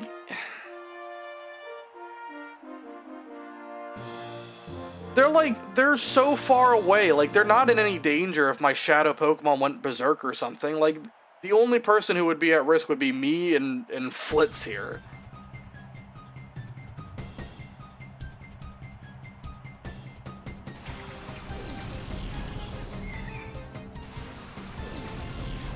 Look at these two guys. Azurill and Sentret. The pinnacle of strength. This kid has barely left Route 1 starting his adventure, and here I am about to ruin his day. Would Reversal do more damage even though it's at, like... I think it would. I think Reversal does more damage even at full health. Azurill is not a water type, but Thunderbolt should still kill. These boys and girls are rich and sheltered. What did you expect? Yeah. We can't expose them to the dangers of reality. That is crazy. Full HP Reversal can kill Sentret. That is 20 base power. Wild stuff. It's 20, yeah. It'd be funny if it was like 1 base power and it could kill it now. But yeah, that's basically like I'm using Rock Smash on it. The music is so... What is this guy doing? The music is so dramatic, and then these guys... First of all, this kid's name is Greb. Second of all, I'm battling toddlers. What are these teams? He spin.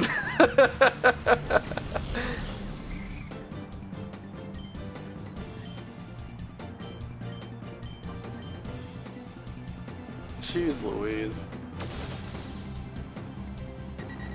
Let's go, Plusle. Big dubs.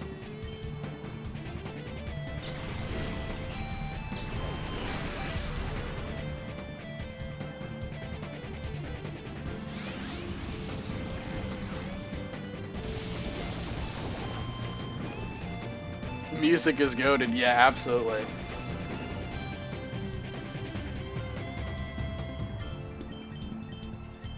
Alright, there we go.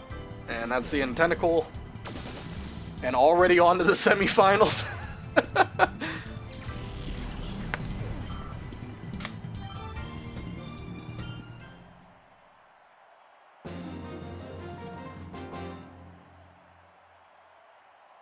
I lost. I mean, you lost the moment your name was Greb. The moment that happened, it was over. It's like they tried to spell Greg and then they misspelled it. They had a typo. Their finger slipped off the G key and went to the B.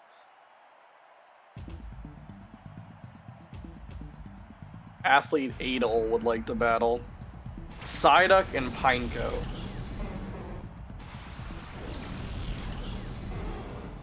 Have a lot of doubts that I'm gonna one-shot Psyduck with 20 base power reversal, but come on, I forgot about some card auctions that ended a couple hours ago. I was meant to buy some playable stuff. Dang. Man. Is it like really hard to find like the cards you're looking for? Or was it like just like a really good price? Just got back to my laptop.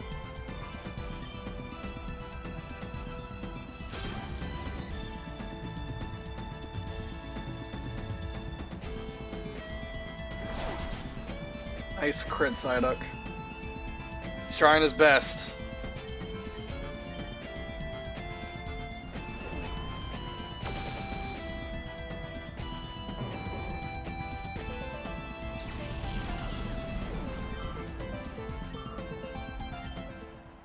And now for the finals, where they use 3 Pokemon that are all basically the same power level as these last 3 fights. Look at the water in this game, too.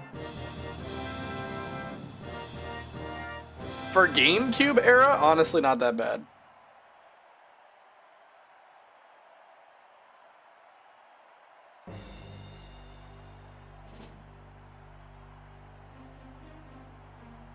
It was a good price because most of the local collectors don't care about the playable stuff, but someone snagged them for a steal. Ah. Tragic.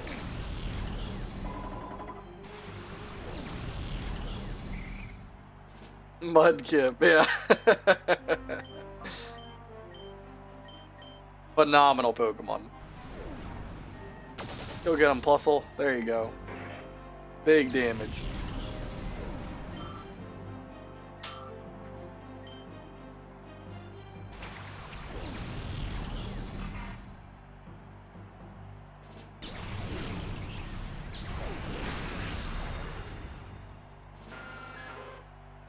I'd say a little bit more phenomenal than Totodile. Okay, alright, now we're doing some fighting work. Okay. It's over. Let's not get carried away here.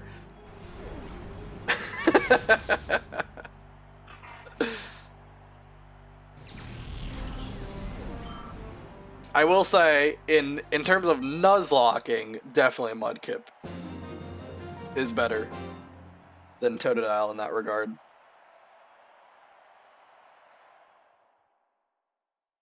I think both Mudkip and Totodile are like the best starter choice for Nuzlocking in their generations, but Mudkip especially is ridiculously good in Generation 3.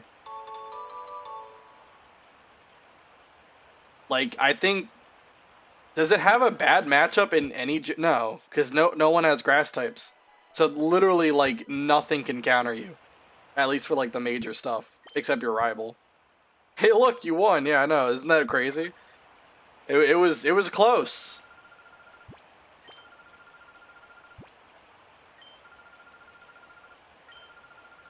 All right, so we want to do it again, because that one doesn't really, like, who cares? I got Rain Dance. Congratulations, me.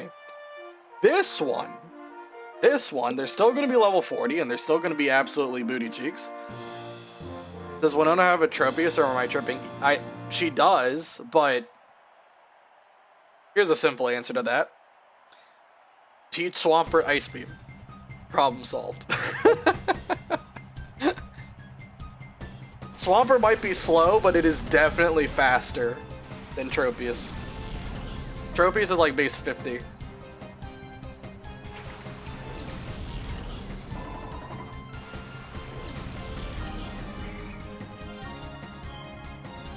All right, here we look at this all-star squad we're going up against. This is gonna be a tough one. I don't know how we're gonna beat Igglybuff. That's crazy. I mean, he's got a 90 HP stat. Like, that's insane. That must have been a high roll damage roll that I took it out in one hit. That's crazy. Deflate. Yeah.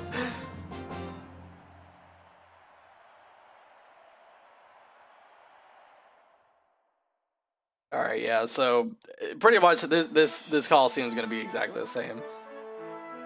Every fight outside of this will be a lot harder than whatever we're doing right now.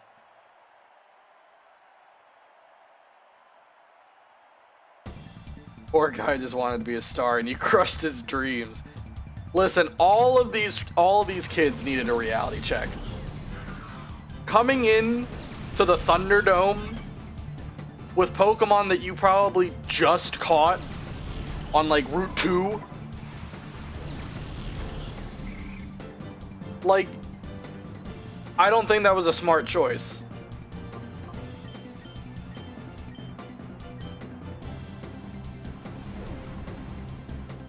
I don't think they understand how badly I want that Sunny Day TM.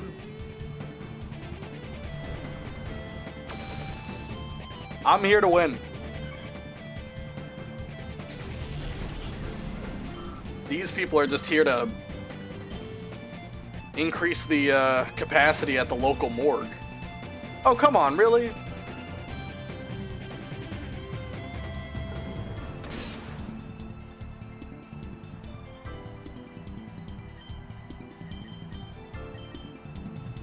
Come on, Medicham. You could have killed him. Pure power? And that's the best you can do?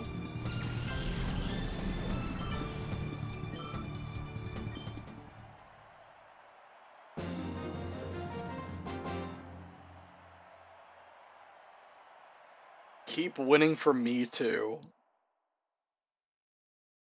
I don't know what they said the first time. Maybe I should actually read these.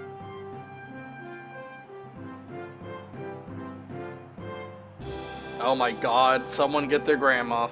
Oh, she's swinging. Oh, she don't even need the cane. Look at that. She was freaking twirling that shite. The cane's just for decoration.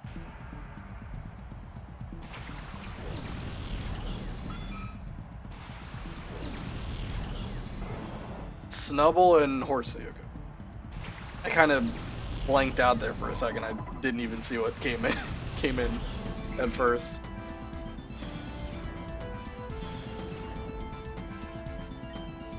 Unless we crit, this is not gonna kill. She's gonna whoop your ass. Yeah. Do not mess with Grandma. I mean, she's lived a full life. She has nothing to lose. What are they gonna do? Arrest her and sentence her to life in prison? Yeah, okay. Might as well be a 2-year sentence.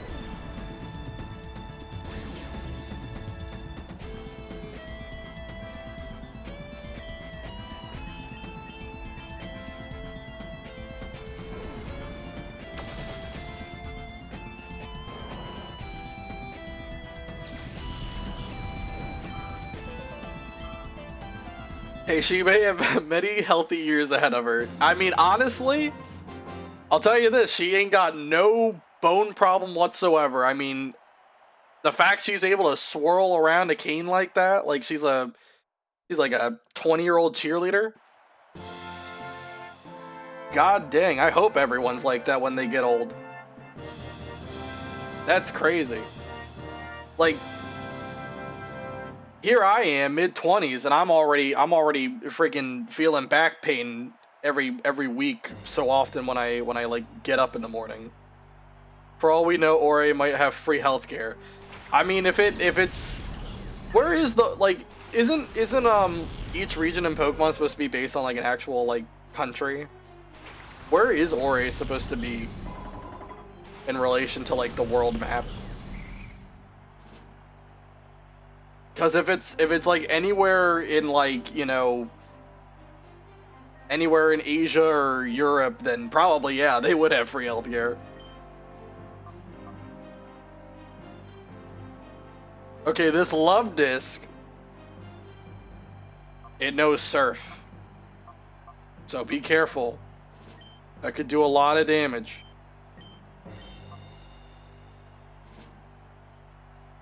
Actually, no, I'll do. I'll just detect and Thunderbolt. Not really worried about how much Hoot Hoot will do with Peck or whatever it has. Ori is based on Arizona or something. I don't. Well, there. I promise you, there ain't no free healthcare here.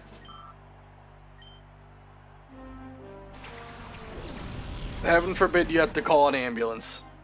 Might as well just have died that day.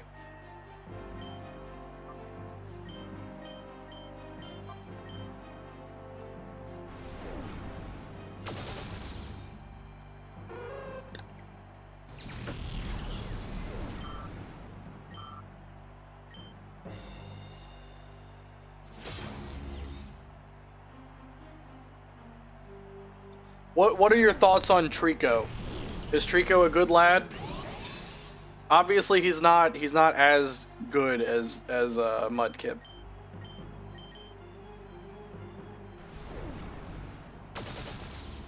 But Trico, I think, is still a nice looking Pokemon.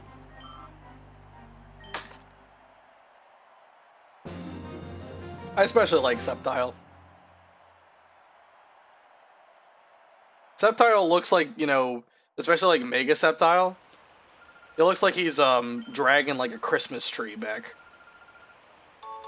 Trico bashing? No, I would never. I like Trico. I would never use him in a Pokemon Emerald Nuzlocke, but I love his design.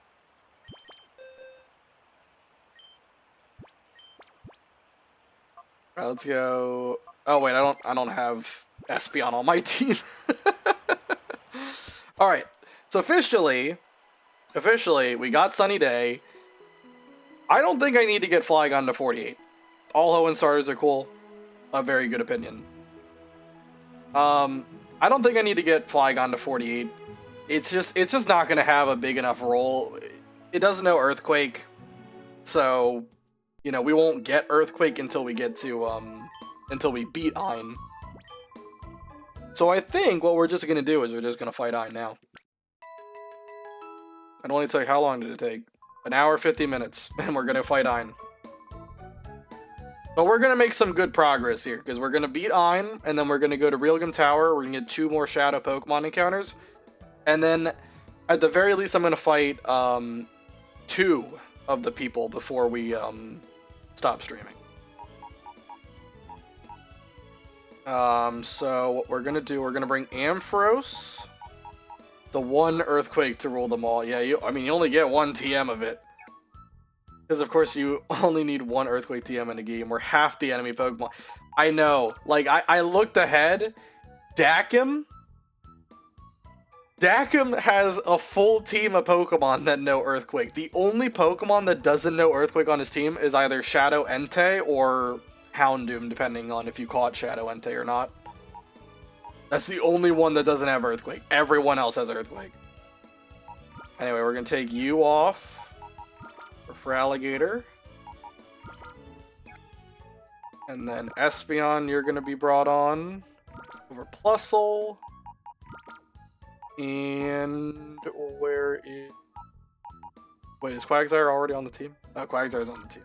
Never mind, okay. Yeah, I think this is the team we want to bring. Yeah, looks good. I just want to do one thing really quick. I want to take you, and I want to take the soft sand off. What in the world is this?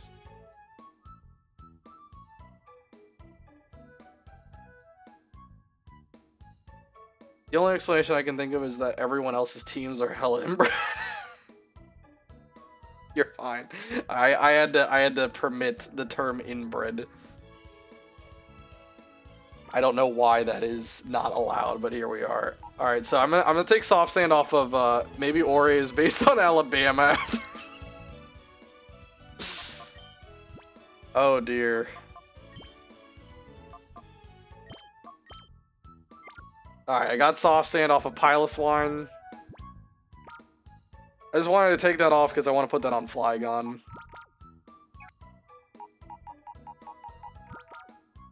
Wait, who? Oh, Umbreon. Okay. And let me go ahead and put all the items on that I care about.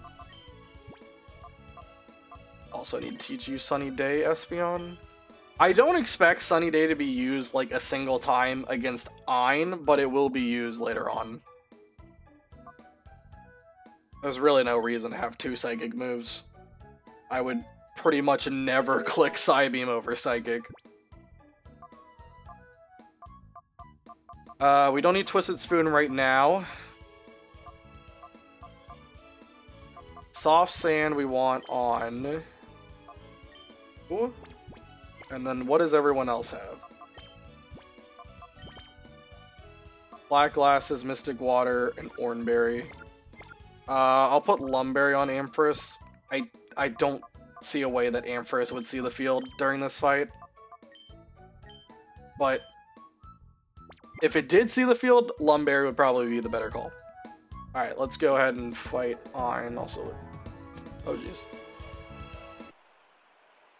Humor is understood by artificial intelligence as effectively a function of a subverted expectation in the form of a word or words that the brain's usual assumed next word in a sequence is replaced with an unexpected word. What in the world? Loomis learning Sunny Day is very cute. The move fits him well. It does. It does.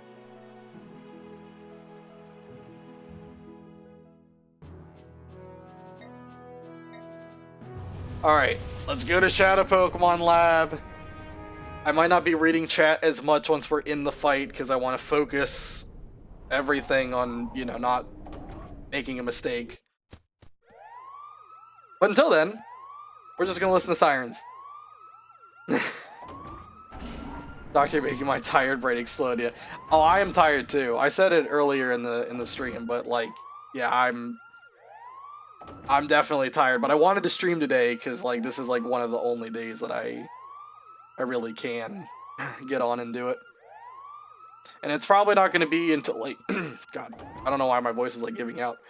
It's not going to be until like another week that I'll stream it again because I want to make sure I'm prepared for the next time because there's going to be a lot of fights I got to prepare for and such. So I want to take my time with that. Don't want to rush into it. Otherwise, I would have streamed on Thursday and then Colosseum again. You can do it. Good luck. You art. Hopefully, I do have good luck. Although I really think Ein is not going to be too bad. When I go out for tacos, I always ask for extra blank. Or the normal answer is salsa, lime, tortillas, etc. But a funny answer would be, when I go out for tacos, I always ask for extra beagle.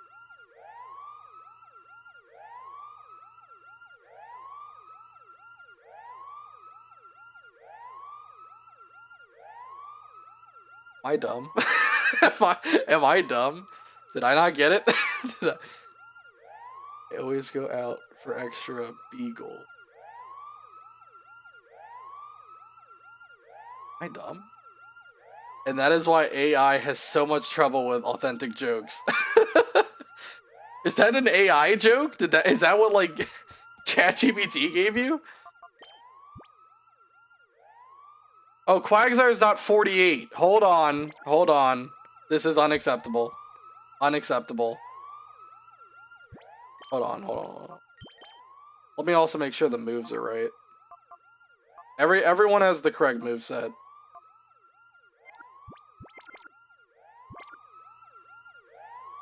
I forgot Quagsire and Feraligatr literally need like 20 experience to level up here. I think it would be fine even if we did go in, like, you know, especially because they would just level up as soon as I KO'd something, but just to be extra prepared, I probably should level them up. Let's not be stupid and lose something. Abort mission. The joke being that he is eating dog tacos. Most people are not readily familiar with every breed of dog, and also that the AI tends to over-subvert expectation where the brain lacks sufficient syntactic linkage for most readers to understand, since we are not plugged directly into Wikipedia, right? Yeah, there's some times where, like, you know, you could, like, ask AI to come up with, like, a joke or, like, some kind of weird, stupid name, and it actually can come up with something good, but then there's a lot of times where it does not. Basically, AI is already too smart to make very good jokes, right? Alright, let me go fight somebody. Feraligatr also should get to 48. I think Divil is probably the best one to fight, because he only has 2 Pokemon. Heck yeah, I do want to battle you.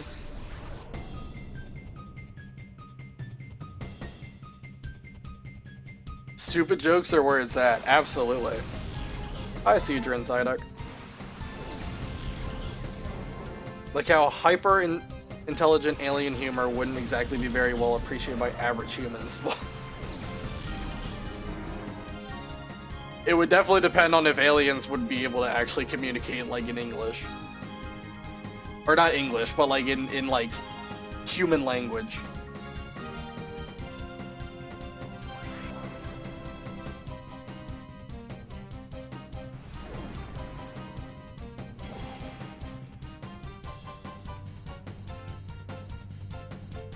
For all we know, they could just, you know, communicate to each other via beep-boops.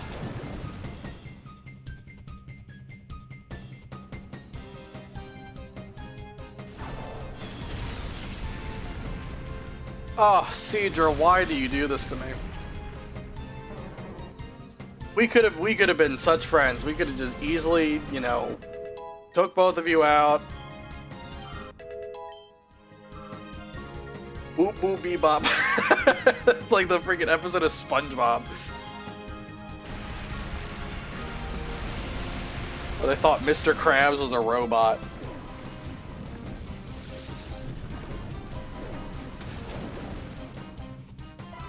Hello, I was hoping you could play that song again. Oh, the one that goes bee bee boop boo boo bop? No, I'm thinking of boo bee boop boo boo bop.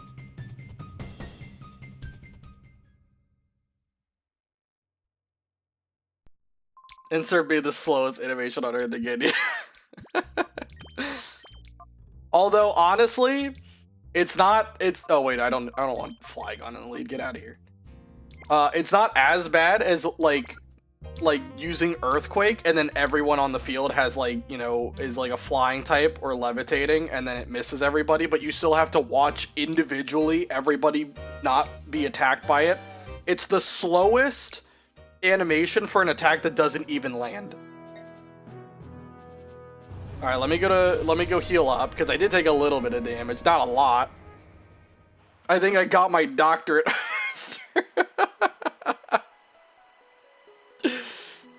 God dang.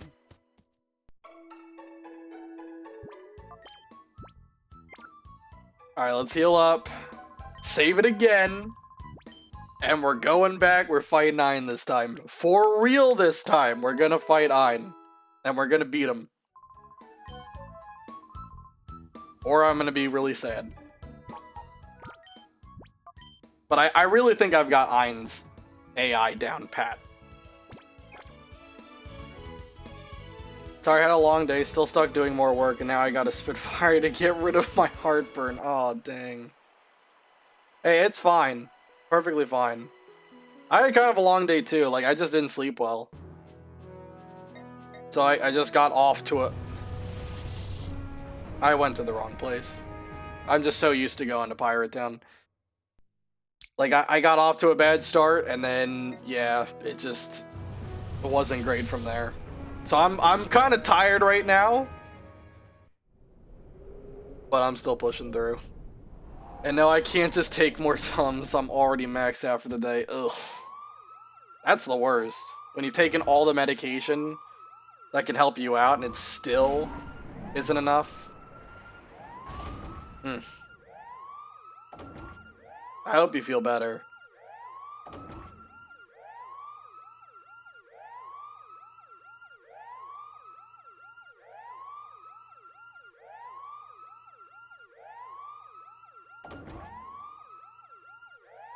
Alright. Just have to listen to sirens for another 40-ish seconds, and then I'll be right at Ein's door. It'll be like the Google notification whenever you look up something questionable that I want to know your location.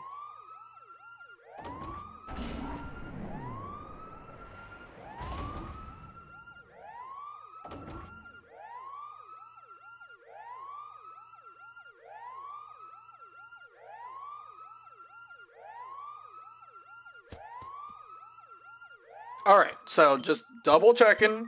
Lumberry on both of them. Yep. Moves look correct. And really, I just need to know it. You have Soft Sand. Don't have Earthquake yet, but you'll have Earthquake very soon. Took a PPI already, but it will take another 2 hours to kick in, sipping on partially melted vanilla ice cream until then. Well... that is definitely not fun. I haven't had, like, I don't have heartburn regularly or anything like that, but I have had it, like, a few times, and it is not. Alright, anyway, alright, let's go for this. What's up, Ein? Good, this disk has been scrubbed of all data. That's done it. How did you get in without my notice? I see. You must be the much-talked-about Wes. Little did I expect to see you here. I am Ein. I am in charge of this Shadow Pokemon lab. No one must be allowed to interfere with our Shadow Pokemon plan. I won't allow it. Let me acquaint you with the power of my Shadow Pokemon.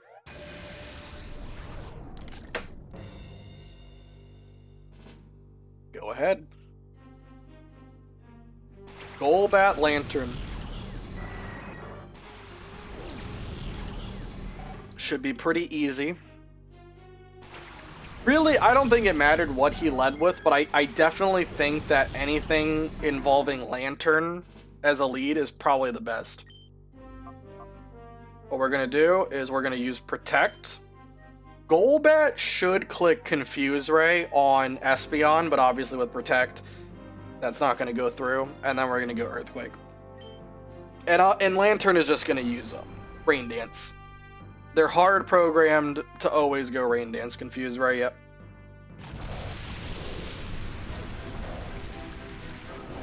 Ein has such dapper style, yo. Oh, also, very rarely have heartburn, but my sister-in-law made authentic Southeast Asian hot chili something or other. My PCGI check was not meant for such things. Ah, oh, dang. Was it at least good?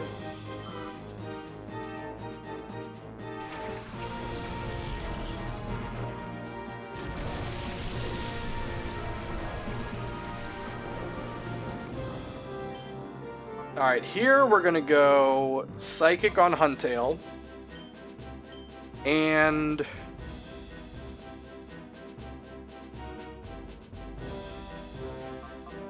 we're gonna Ice Beam the Huntail slot because Altaria will come back in.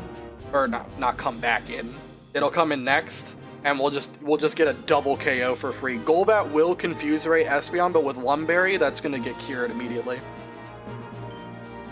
And also Psychic does kill Huntail here.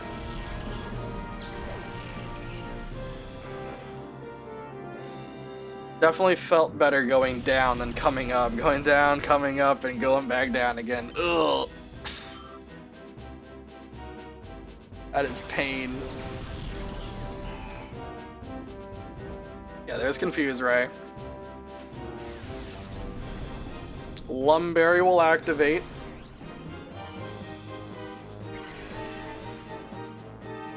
Ice Beam will take out Altaria, and in comes Raikou. And again, if you're new here or you don't know what rules I'm playing by, I am not using legendaries in this playthrough, so we're just gonna take out Raikou. We're not even gonna ponder catching it. I have utmost respect for people with lower esophageal sphincters appropriate for such things. I, alas, was blessed with other talents. God. Alright, yeah, Protect Earthquake. Golbat is just stuck in an endless loop right now of clicking Confuse Ray every turn. This man has gotten to do nothing the whole fight. Every single thing he has done has just been invalidated. And now Raikou's off the field, and with Golbat being the only one left, I think you know what's about to happen.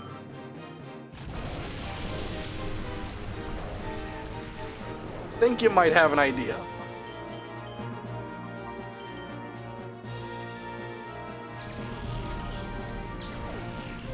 GG's. Give the man a chance. I gave him 4 chances to do something. He's doing his best. His best wasn't enough. Yeah, that's an easy. That was probably like the best lead combination it could have been. But I really don't think there was any problematic lead combination either. I think no matter what, like, it's either if Lantern leads, regardless of what the teammate is, you just protect Earthquake. And then if it's not Lantern lead, like let's say it's like Huntail Golbat, Huntail Altaria, you would want to target Huntail first because Huntail can set up Rain, and if Lantern swaps in and Rain's already on the field, that is very bad. You do not want that to happen. Especially because Quagsire does not have Water Absorb in my playthrough. Hydro Pump with Rain Boost can do so much damage. You do not want to be taking that. So you want to make sure Huntail dies first if Lantern is not a lead Pokemon. Nicely done. Chat I needs an update. Yeah. The Shadow Pokemon we produced here have already been moved elsewhere, and that of course includes the ultimate Shadow Pokemon I created for the boss. And then goofily runs away. Yeah, Ein does not know how to do Pokemon properly. That's Earthquake, and this is a data disc for I think it's Nat, or who's the kid that I have to give it to? I forget. Net? I think it's Net. That's who it is. Alright, and then I gotta put Twisted Spoon on Espeon for the next fight. And we're not even gonna think, we're just gonna teach Earthquake to Flygon. Ayn doesn't even have a doctorate. Does that mean I'm smarter than him? In terms of education, yeah.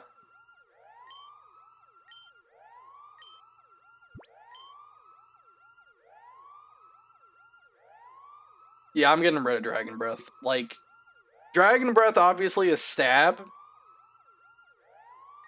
but it's only super effective against Dragon. It's just not going to come up very often. Like, there really isn't many opportunities you wouldn't prefer having Crunch or Flamethrower. And obviously Earthquake is going to be your bread and butter. Flygon has very good attack.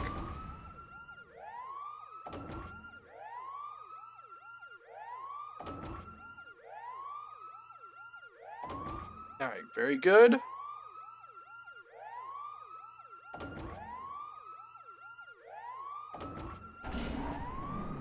But I definitely think anybody who would recognize that just spamming Confuse Ray against the same Pokemon every single turn, I think anyone who's smart enough to not do that is probably smarter than Ayn. That is definitely a strategy. Dragon Breath is a great move for level 20, kind of like a level 50 Mantine still sucking using Bubble Beam. Colosseum move pool is brutal. Well, yeah, I mean, like, it's nothing wrong with Dragon Breath per se, but, like, you just rather have coverage. Especially, like, Dark and Fire provide a lot of coverage. Alright, so now we gotta take a little detour. We gotta go to the Under and give them the data, and go through a whole bunch of conversations. And then we can go to Realgam Tower. And I do want to level up Flygon to 48 before we do at least Dakim. We can do Mirror B. Oh, and also, hold on. I have to update the level cap. Now, I understand that we are going to have to fight we're going to have to fight 4 people we already did. They're all, like, you know, the high-ranking enemies. I guess we're going to have to fight them again. But the problem is their levels are all over the place. Like, Mirror B has, like, I think his highest level is 45. And then Dakim, I think, is 46. Venus is 48. Ayn's 50. It's just all over the place. I don't want to have to, like, lower and raise the cap. Like, it would just be stupid. So I'm just doing the level cap is now set to what Gonzap is. We're not messing with this.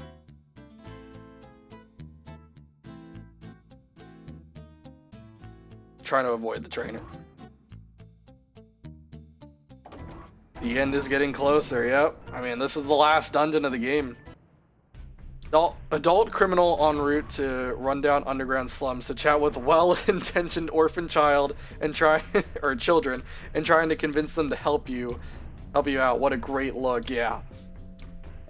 You definitely don't want to be like, you don't want to be kind of like a known criminal and hang around children. That's never going to be a great look at all. I'm not trying to interact with the PC, believe it or not. I'm trying to talk to net. I wish more Pokemon games were like this. Oh yeah, like, these games were awesome. I really love the Shadow Pokemon mechanic. I would have loved if there was another game. Oh, Wes, how did it go? Did you find any data? Oh, now this looks interesting. Let's scope it out right away. Oh, hey, this data ROM appears to I can't read. Appears to contain a list, not the list, of Shadow Pokemon that have been made so far. Oh, but no, it looks like I can't read. It's impossible. They've wiped the data. Wes, please leave this with me. I'll somehow try retrieving information from this data ROM, even if it means going over little by little. Wes, as soon as I discover anything, I'll email your PDA. I had to read it slower, because I cannot do it. I'm too tired, I guess.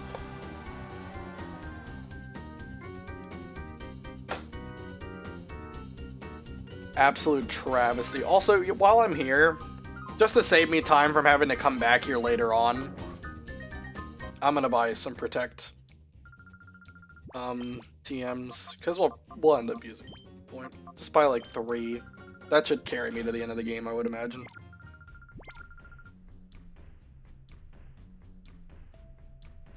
The best part of the Nintendo GameCube Pokemon games was not the Shadow Pokemon mechanic, the double battles, the plot, or the aesthetics. The best part was that Genius Sonority totally cheaped out on the optics police.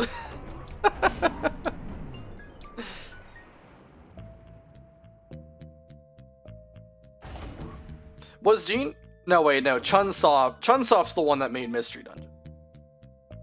What other, like, Pokemon? Was that Battle Revolution that Genius Sonority did? Did they also do Stadium? Who did Stadium?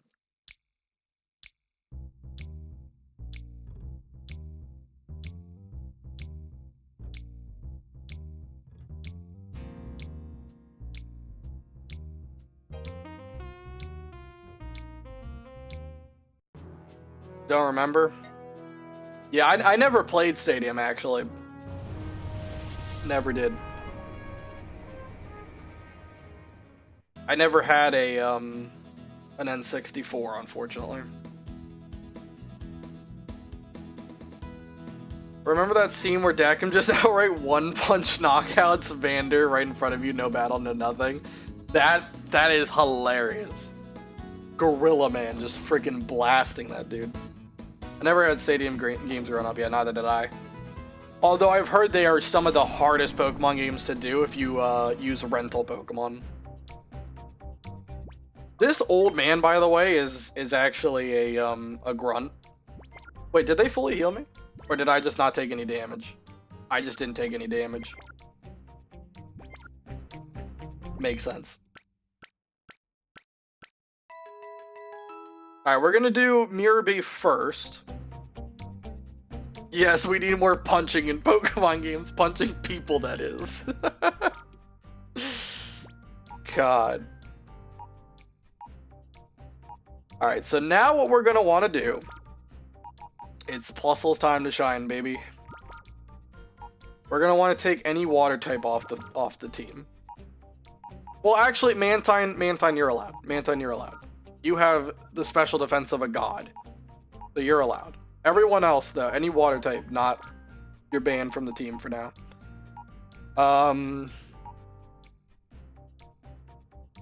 Probably not a great idea to bring Flygon either, but I mean, who else are you gonna bring, really? You know, I don't even think we would need a 6 Pokemon, honestly. We'll just keep Flygon on the field, or on the team. This team should be plenty.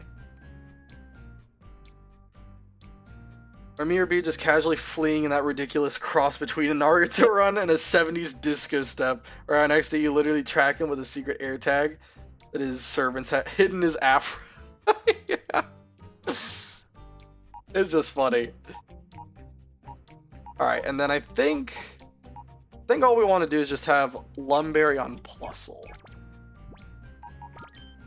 And the reason why we wanted Plusle to not be level 48 is so that we can guarantee that Plusle is always going to be attacked. Because my Espeon is very, very bad on the physical side of things. On the special side as well, but on the physical side it's really bad because it has a minus defense nature. So it is possible, if I leveled up Plusle to the same level as Espeon, it actually might have more defense. And that would not be good, because that means that Espeon would be targeted by specific Pokemon, and I don't want that.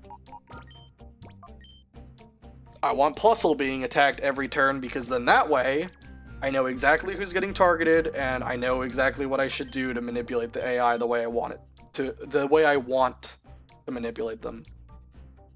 Now, I do think, yeah, definitely, I don't think Plusle got good defense either, it looks like. So, I don't think it would have been a problem here, but I just didn't want to risk it. I wasn't sure, I didn't even bother, like, looking that up, but I wanted to make sure Plusle would not compete with Espeon's poor bulk. Or literally every rich old man in Ori saw a Michael Vick documentary and thought, and that's how I'm gonna take over the world. God dang.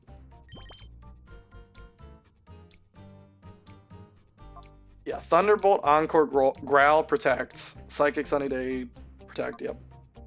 And really, these guys' movesets don't really matter. I don't think I would swap out at all. Maybe to Mantine in a pinch. Otherwise, I think this is the best team, and I need to update that I changed. I still have Medicham and Dunsparce and all that. Oh my god. I never changed it. Oh no, no one told me.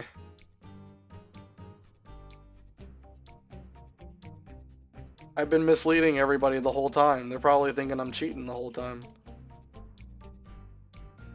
Not really.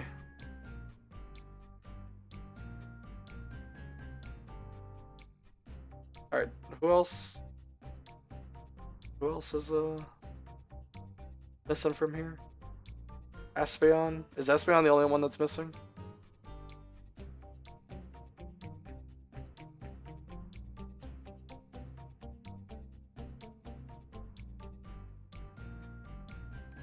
Where did I put Espeon? There we go. Okay. Stop being sus, streamer. Yeah. The fact they gave you a Plusle in this game with no Minun is just mocking you. Well, hey, I mean, to be fair, Plusle having the worst bulk of all time is actually beneficial in this game. It really helps you manipulate the AI the way you want it to. Okay. Let me double check. Plusle, Espeon, Mantine. Oh, Quagsire's not on the team either. Ampharos is on the team. Okay, there we go. So let me do that.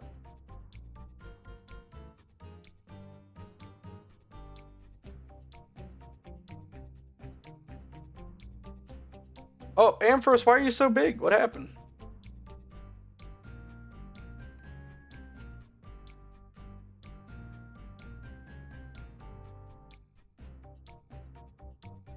Alright, there we go.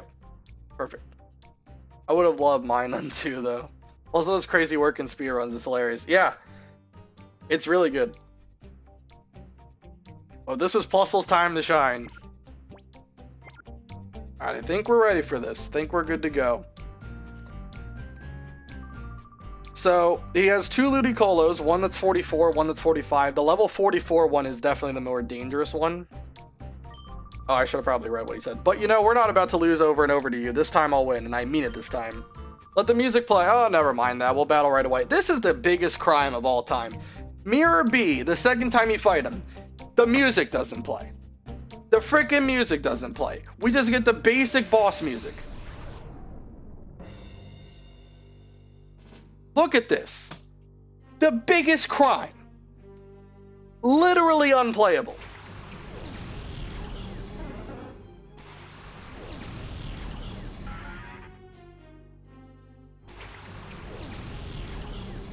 It's just pain. Dude is disco dancing, meanwhile, back in the background. Yeah. Alright, let's see. Golduck and Loudred. Okay, let me think about this for a second. Check something. 95 speed. I think that would be faster. Golduck is 81.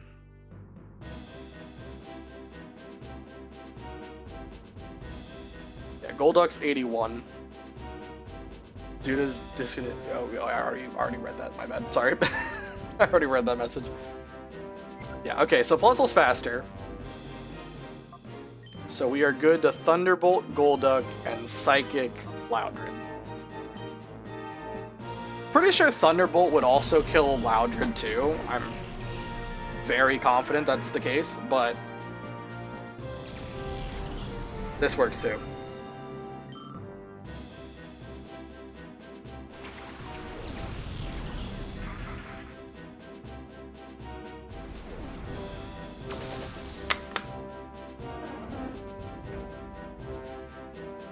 Alright, Golduck's down.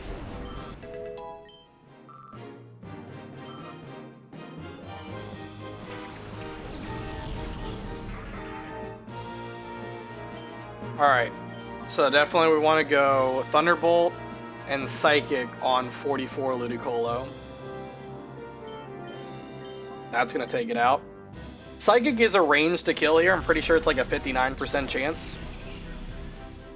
Wow, that is a low roll. That is absolutely a low roll.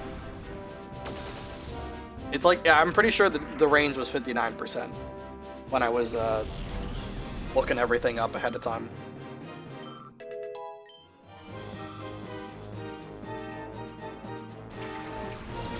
Or maybe 56%, right? Or because it's 10 and 16. Yeah, I think that would be 56%.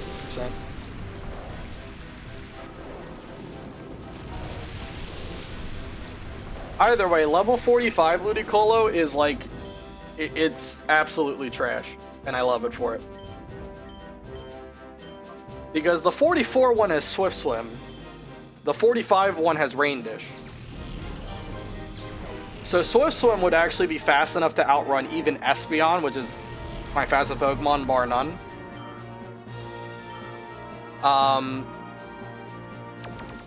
But the 45 can get Encore locked into Rain Dance, and then it just doesn't become a problem anymore. All it would have done is use Leech Seed anyway. It's programmed to go for Leech Seed every time, unless it sees a kill, but it doesn't see a kill here. Either way, GG's. Yeah, Mirror B is easy. The way better fight than the one I had earlier in the run. The first fight against Mirror B went just about as bad as it could have. He set up Brain Dance, crit me 2 times on back-to-back turns with Water Gun, and keep in mind his AI is random.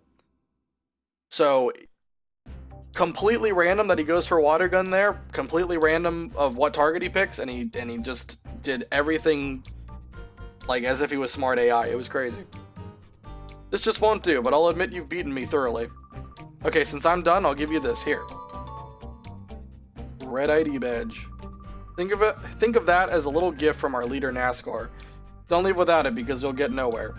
But you know, maybe it'd be for your own good if you didn't go on.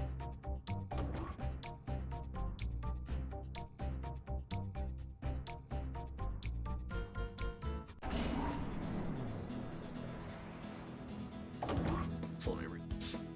Imagine Loudred could play any music as he's a walking loudspeaker. Heck yeah, I mean, he's like a walking boombox.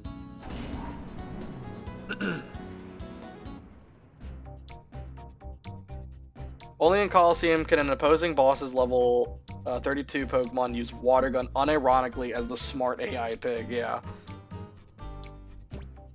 I mean, it's crazy. But yeah, like, his AI is random. I confirm that. Like, there's the only logic he has, he'll always click Rain Dance on turn 1 if Rain is not up. That is the only thing that is consistent. Other than that, just picks the moves at random. And he went for Water Gun, hit the Pokemon that it did the most damage to, and crit both times in the rain, which was ridiculous. Alright, so now we gotta do Dacum. And for Dacum, I need Flygon to be 48. This is like, it needs to happen. So,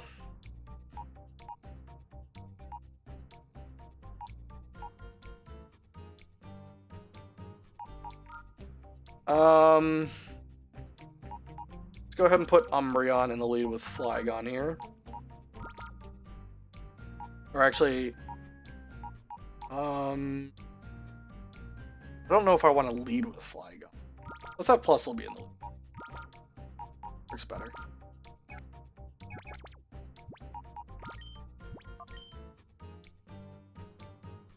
We just need to fight Kale 2 more times.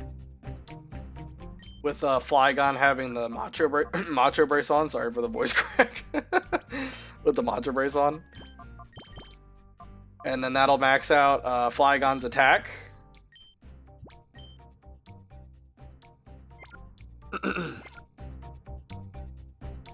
And I don't think Flygon needs max attack, but it needs really high attack in order to guarantee the range on one of Dacum's Pokemon.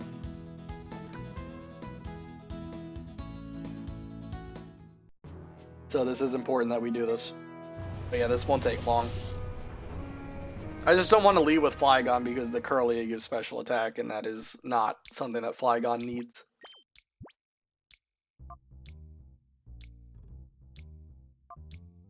Yeah. It's good, okay.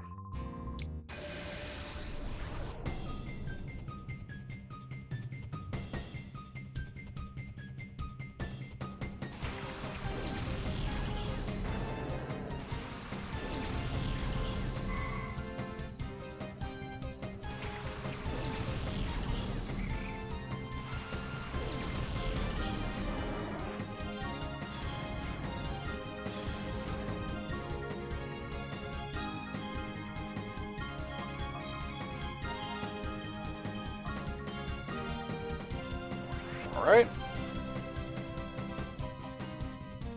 Earlier should die to bite.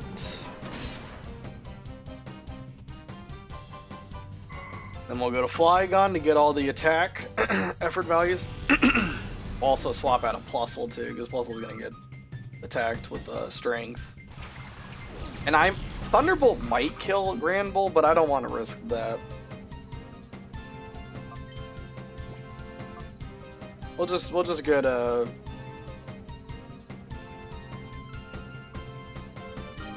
we'll go to Mantine and Flygon.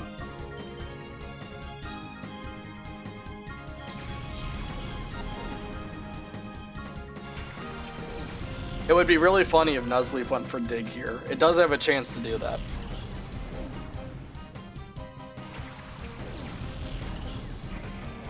I hope you're not getting a cold. What, me? You worried about me? I don't think I'm getting a cold. I think I'm just tired.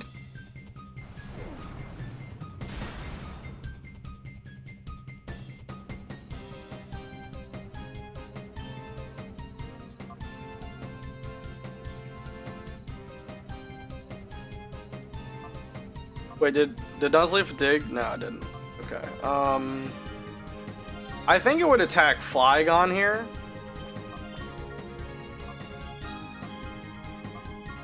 Yeah, it's definitely attacking Flygon here.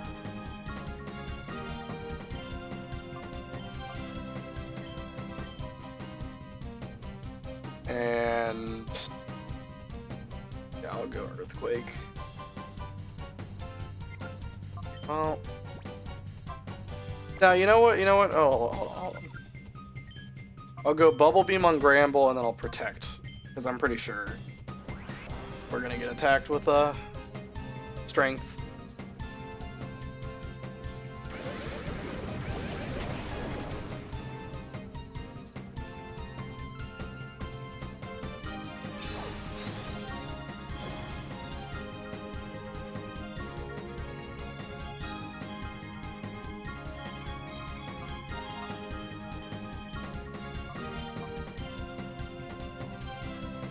Alright, that's gonna kill Granbull. Flamethrower's gonna kill Nuzleaf. And then Machoke comes in. We'll take care of him, and then that'll be this battle done.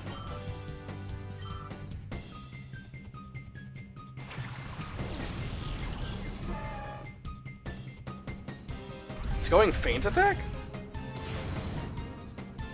Interesting. I thought it would have kept using Growth.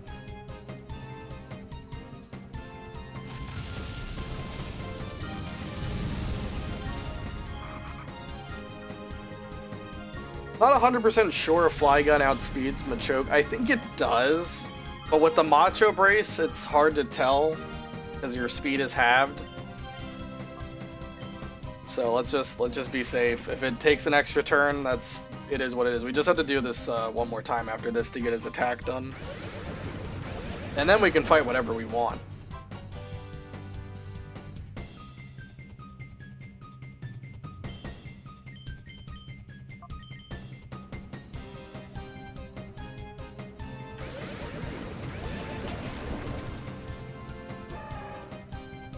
There we go, one more time.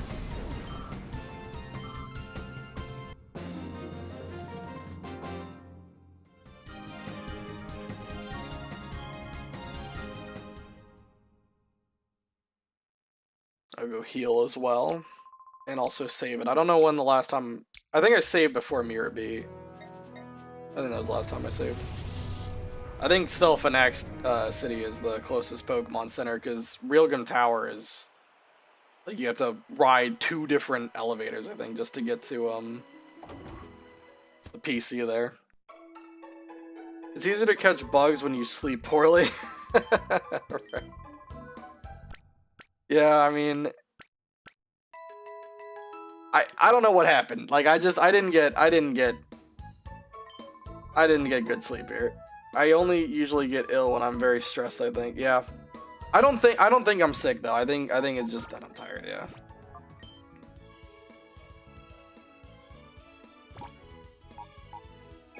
I appreciate the concern though, for sure, yes. But I think I'm just tired. Probably after the stream I'll go to sleep. Yeah.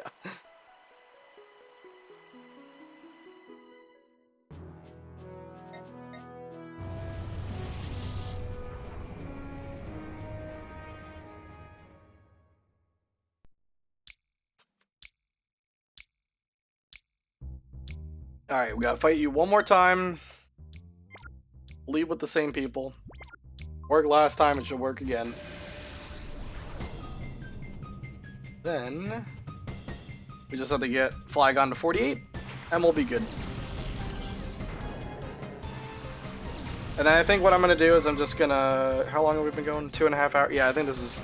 So, we'll beat Dacum. I'll catch the 2 Shadow Pokemon in Realgam Tower that I have access to right now. Kale never looks happy. I mean...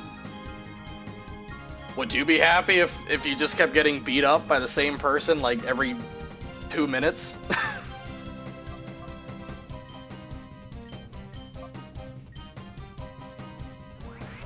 But, yeah, we'll beat Dacum, we'll get the 2 Shadow Pokemon, and then I might purify Sunflora before I stop, but I think that'll be the last thing I do, because Sunflora will get used.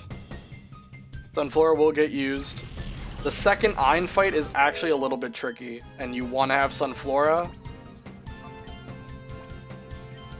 You want to have Sunflora for, Ein, because Starmie is extremely fast. And it has an incredible moveset. It has, like, Ice Beam, Thunderbolt, Psychic. It's absurd what that thing has. Sunflora gets to do stuff? Yeah, it does. Absolutely, because Ein's whole strategy is going to be to use a Rain Team. So what's the best counter to that? Sun Team, right? And it just so happens that Sunflora is a perfect Pokemon because it's slow enough that it can set up Sunny Day at the end of turn order, and then it's fast enough that with Chlorophyll, it can go at the beginning of the turn if it has enough speed.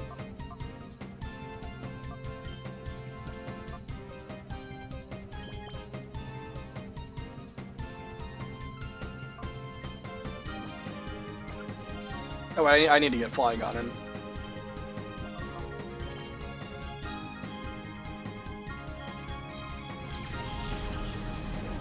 Yeah, it's literally the only Pokemon that has that property. Able to go at the end of the turn to use Sunny Day, and then able to go at the beginning of the turn to use, like, Solar Beam.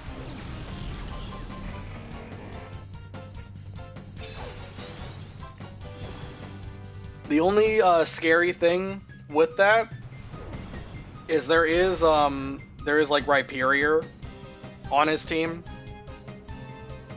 which is, it's a problem for 2 reasons. Because first, it has Lightning Rod, so you can't even use electric attacks against all of the water type Pokemon he has. But second of all, Rhyperior is a very powerful Pokemon, so you can't just, like, ignore it. So we'll have to think about what I want to do for that one. Let's swap Mantine. Or actually, no, we'll stay with Mantine.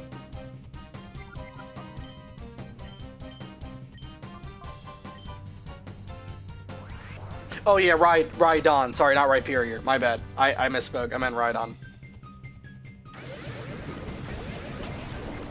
Yeah, I misspoke. Rhyperior would be jumping a generation ahead.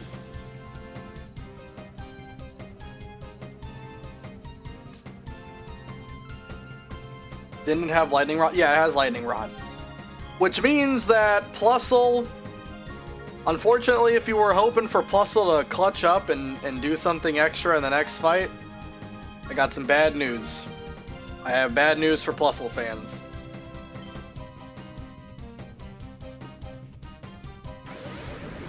Unfortunately, because Rhydon exists, Plusle cannot dominate Ain's team. I would have absolutely used Plusle if I thought that it could do that. But yeah, it's not great. Both Plusle and Sunflora doing work in the same battle was too good to be true, I guess. Yeah. Like, it could work. It could work. But I think there's a couple of potential lead choices he could go with that would not be good for both Sunflora and Plusle. Like, Sunflora plus Plusle could win against Rhydon and Starmie lead. That would actually be like the perfect lead choice. Because then you Sunny Day and Protect, Solar Beam Rhydon, Thunderbolt Starmie, they're both dead. It would be the easiest fight in the world, but yeah, like it's too risky with certain lead choices.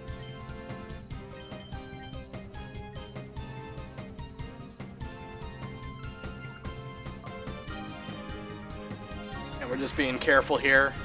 I'm pretty sure Flygon would outspeed, but yeah, I don't wanna do that. But it's still nice to see Sunflora get used. Sunflora is a cool Pokemon. It has really good special attack, it just doesn't really have much else.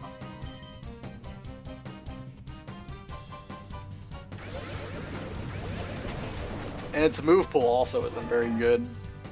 I think if they would have given it like Sleep Powder or something, that could have made it a little bit more viable, but I think the best sleep-inducing move it gets is Grass Whistle, and I would much prefer a 75 accurate move to a 55, so.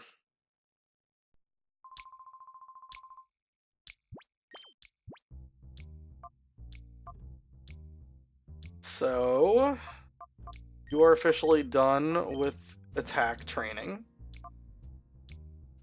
Okay, so let's go ahead. I'm gonna just grab a Shadow Pokemon to pair with him, probably one that is immune to Earthquake, and then I'm just gonna start fighting people to get him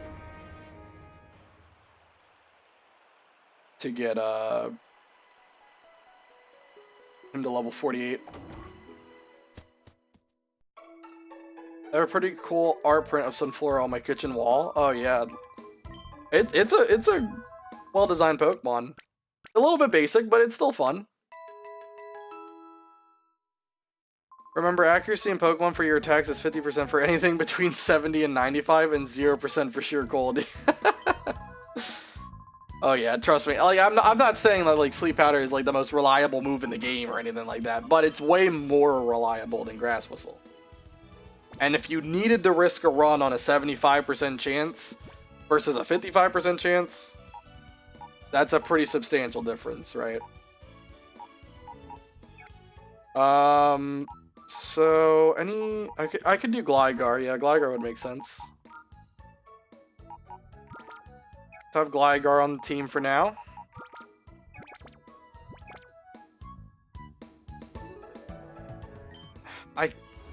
Why does it default to PDA?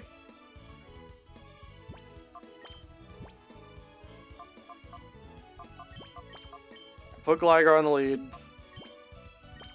I guess we can keep Macho Brace on. Oh, also what I should do. How much money do... Now I need to look at the PDA. How much money do I have? That's good, yeah. I'm gonna put some zinc on, Flygon. I think we have enough Pokeballs for, like, pretty much the rest of the game. There's not that many Shadow Pokemon left. Outskirt Sand doesn't sell vitamins. I was thinking of Agate Village. That's where I got it.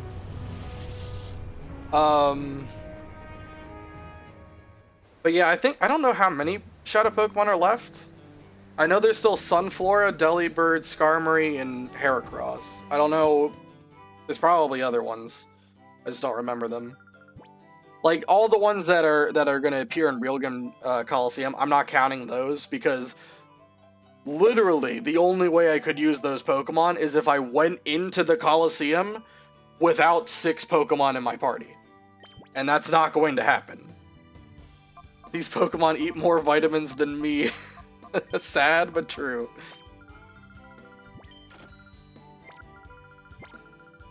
Yeah, I mean, it's just because, like, what else do you spend money on, right? Like, I have 12 Great Balls and 23 Ultra Balls. I don't think I'm going to need much more Pokeballs for anything in particular. Also, what am I doing? I need to use the zinc that's in my inventory. So there's really no other thing to use money on except vitamins and the scents. Alright. Very good. Get out of the way.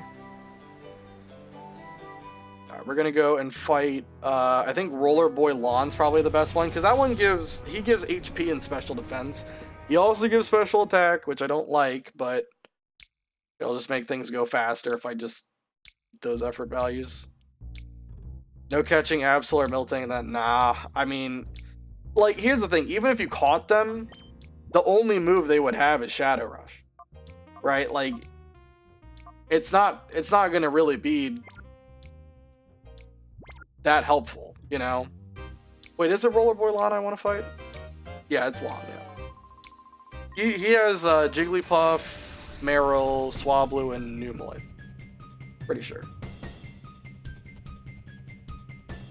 The perfect name for Miltank, can't get over it. Oh. Well, give me the name because, you know, if I do beat the run, I am going to catch all the Shadow Pokemon and I'm going to do Mount Battle with the team that wins. So, give me the name. I'll name it that, whatever the perfect name is.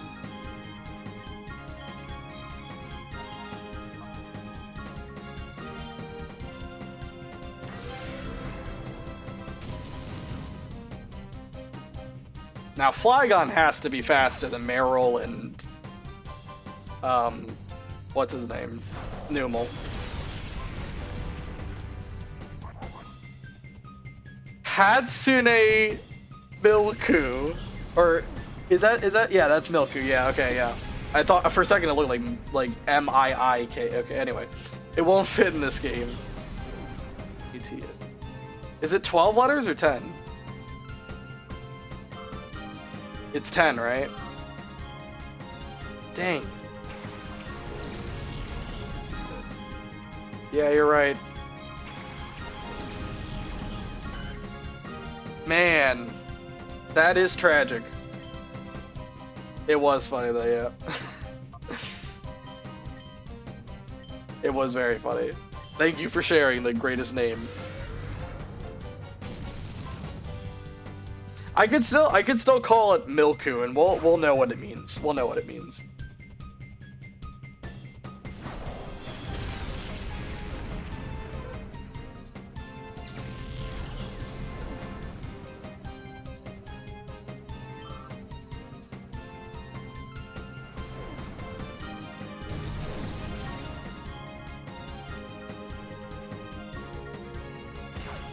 I'll just have to remember to do that. I'll write that down after the stream here. I know I clicked Earthquake, it doesn't matter. Shadow Rush is just gonna kill it here. I'll have to write that down though. And of course this is contingent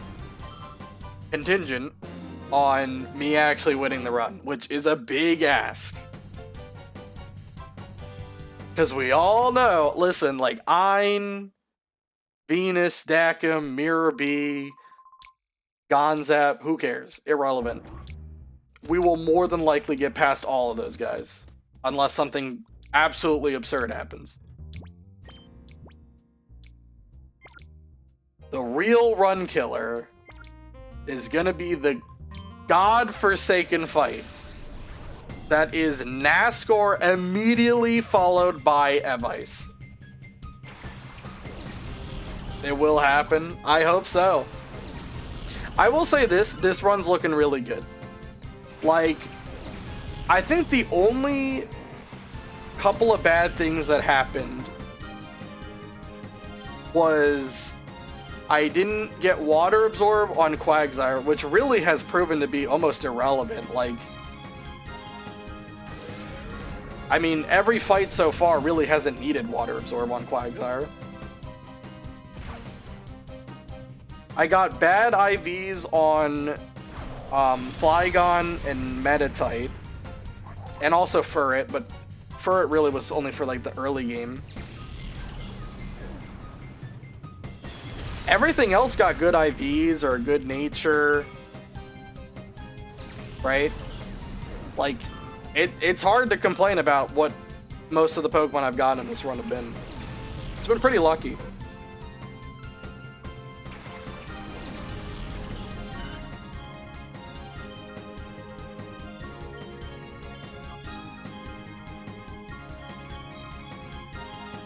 At this point, you just gotta believe. Absolutely. I gotta believe, but I also gotta make sure that I am well versed in what I think the AI is gonna go for. I gotta get that completely down pat. Because the problem is, you know, the AI for NASCAR and Evice, they have some really good movesets. So it's hard to play around it. Even if you know what's coming, it's like, do you really have a play? Are you gonna have to risk a crit? Right? You know, who do you send in? Who gives you the best positioning to set yourself up for a winning turn? Like, there's a lot that goes into it. And it could, I mean, I hate to say it, but it really could just depend on what the lead Pokemon are. For Evice, if he leads with anything that involves slaking, I really love the chance to win. I love my chance to win if he leads with slaking. Because even if it's Slowking and slaking, and it skill swaps, it still means that there's a Pokemon on the field that has Truant. And that means that as long as I can take out the Pokemon that doesn't have Truant, I can essentially turn the whole battle into a 2v1 for the rest of the fight. Which is a big deal. Now, it's easier said than done to get slaking off the field when it doesn't have Truant, but to me, it's still not that bad. Not as bad as, like, if it's slaking him Machamply, that would probably be the worst combination. That is so scary to go up against those two, because they both have Earthquake, and then both of them have like an insanely high attack stat. Random leads are real mind games for sure, yeah. I mean, I can prepare for as many of them as possible, but there's no realistic way I'm going to prepare 100% for every single lead choice.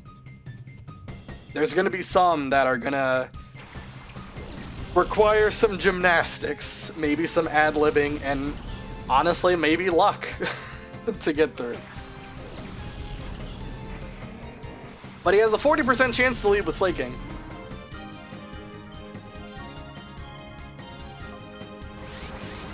Alright, nice Hyper Mode. Honestly, I would just prefer Hyper Mode activate. Just so I don't have to worry about the chance of it activating randomly. Another voice crack, very good. After this fight, I'm gonna really quick go to the bathroom, and then I'll be right back.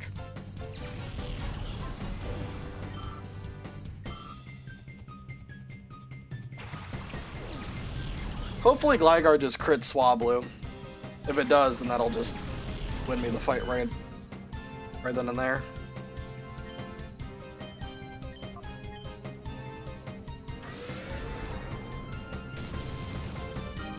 Perfect.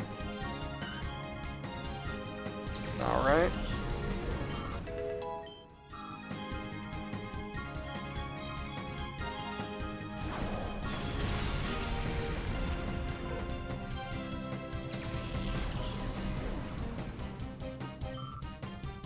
Alright, I will be right back and we'll continue the grind to level 48 with Flygon afterwards. Get back to the overworld first. There we go. Alright.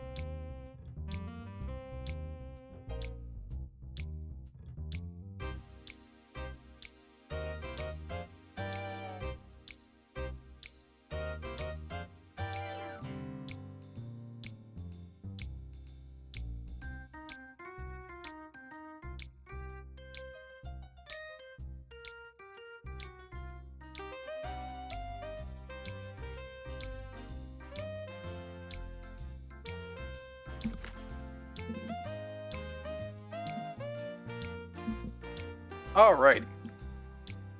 I am back. Just have one more level to go with Flygon, and then we can go ahead and beat Dacum. And like I said, I'm going to try to get both the Shadow Pokemon, Sunflora and Delibird. And yeah, then we'll probably purify Sunflora and call it there. I think that'll be a good place to stop.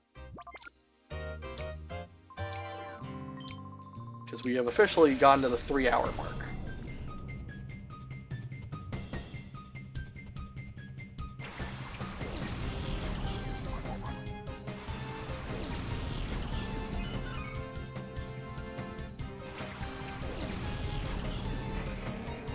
How much experience do I get every time I do this?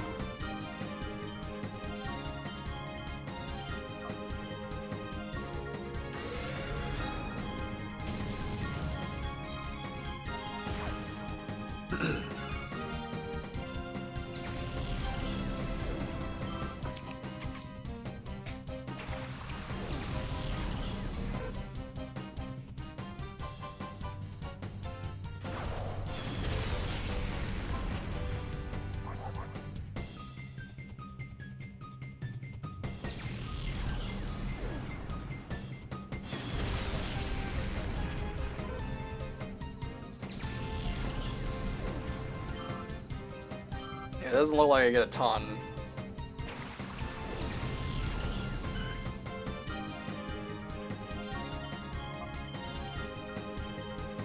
Like maybe I get, I don't know, just over 1,000.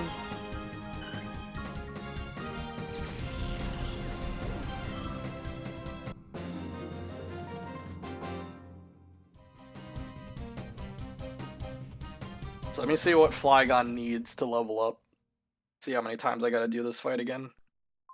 Looks like probably 6 more. But this one's a lot quicker than Kale, so it's not, like, as bad. 5, 3, 3, 4. So depending, it could be 5. I'll have to pay closer attention to how much XP it is exactly.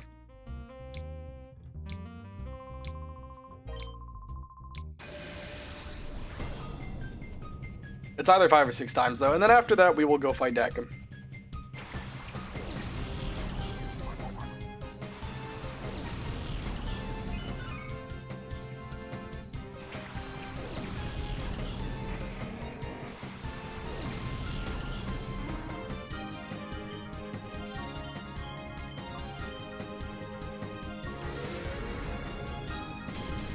Alright, no crit.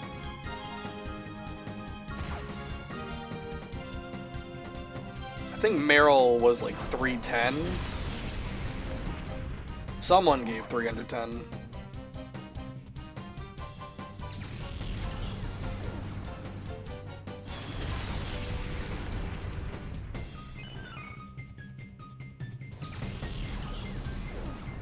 $310.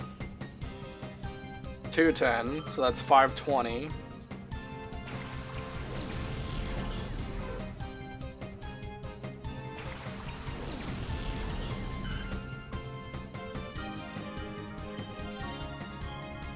How much PP do I have for Earthquake? So I keep track of that. So 520. What's next?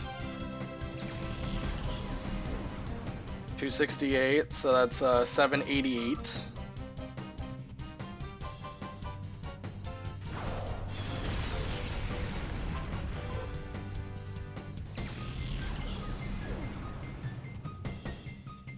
$285, that would be 1,073. So I think, what was it, 5.3? It's gonna be something that, let's see. I'll look at it. It's gonna be very close. I think it just barely, yeah, I think I barely, wait, no, wait, hold on, wait.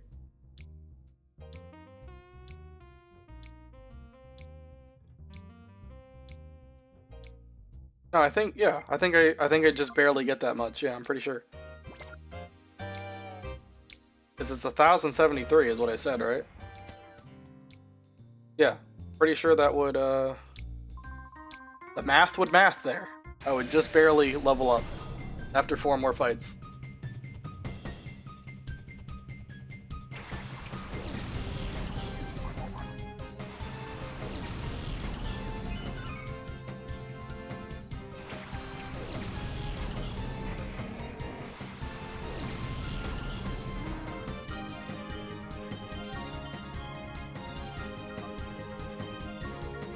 Meanwhile, Gligar is getting ever so closer to being purified, even though I'm never going to actually purify it. Until I win the Nuzlocke. If I do, then I will definitely purify it so we can get Ho-Oh. That'll be a fun little stream. I've never gotten Ho-Oh from Pokemon Colosseum. I've always known it's a thing, but I never went through the effort of purifying everybody and then doing all of Mount Battle. I think one time when I was like way younger, I did Mount Battle in like the like from the main menu. I did it. And I think I actually lost at like the 83rd or something battle. I don't remember. It was something in the 80s, I'm pretty sure. And then I stopped playing Colosseum for a really long time after that. It was brutal. It might have been XD that this happened in. I don't know if it was Colosseum. Yeah, I can't remember. It was just when I was younger. When I was a much more casual Pokemon fan. How much Earthquake power points do I have? 4? I think I'm just gonna heal anyway though, because Gligar is Not on a great HP amount.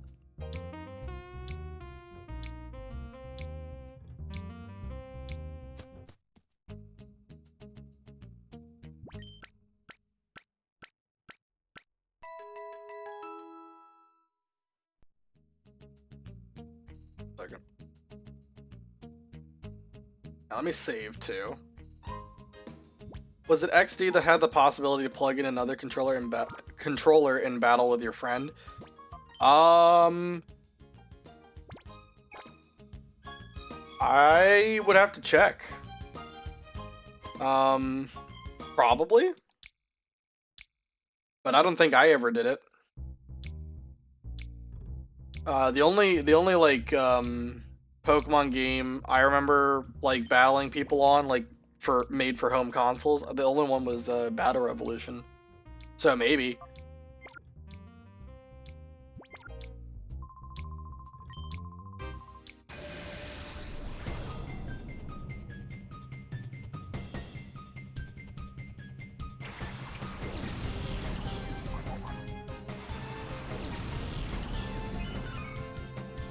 XD is also a game I do want to try to do a Nuzlocke for.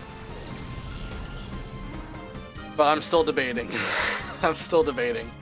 Like, I think I'm inevitably going to try to do a Nuzlocke for XD, but I don't think I'm actually going to go for Deathless. I don't think I would go for Deathless. I just feel like there would be too much at play. I don't think it would really be possible to...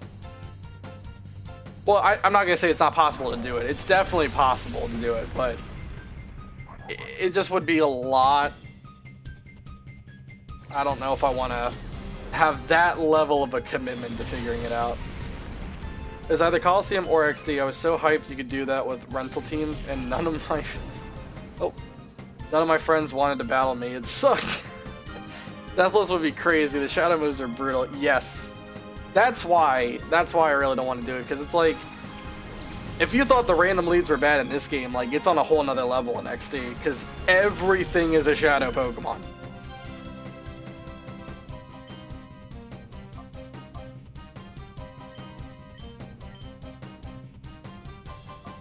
So it's a lot more to keep track of. But I do still think I will do a hardcore Nuzlocke for it at some point.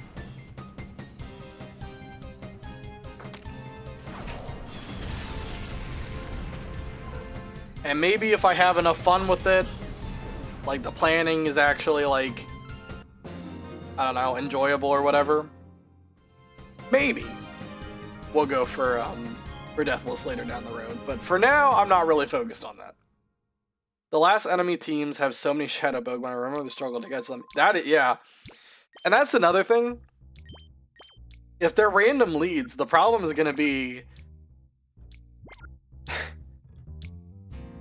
the luck that goes into determining what your encounter is. Because, like, I think the only correct way to do it, to, like, make it match the Nuzlocke spirit, if you will, I think it'd be ridiculous if you allowed yourself to catch all 6 of the shadow Pokemon, right? Because then you would also create a scenario where if you are dead to an enemy attack, you have the ability to save yourself by just catching the Pokemon, so that you don't have to worry about getting hit, right? So there's a lot that goes into it, but I think what you would have to do to make it fair is you'd have to limit yourself to 1 shadow Pokemon per trainer. And I think it would probably be more in the spirit to make it so that you can only catch one of the first 2 shadow Pokemon that are sent out against you.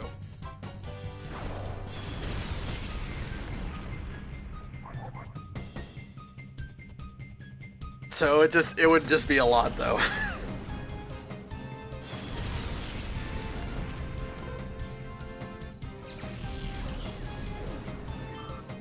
I don't know how many encounters that would give you, though. I'd have to look up how many trainers have shadow Pokemon in XD.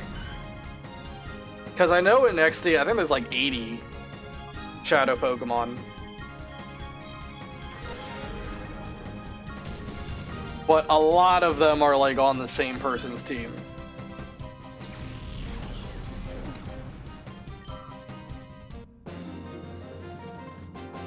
So I'll figure it out. Maybe what I'll do instead is I'll do like the first 2 shadow Pokemon that are sent out are encounters. Maybe that would be more fair.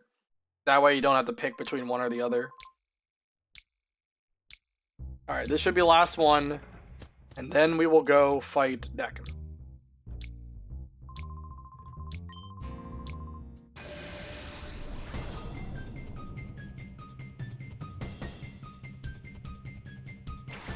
But by the way, the ball glitch in this game would be super easy to abuse. I remember you wondered about it one time. Yeah, I asked, I think I asked whether or not you had to use the call feature to do that. Because for me, I'm not banning the call feature, but I wanted to make it fair.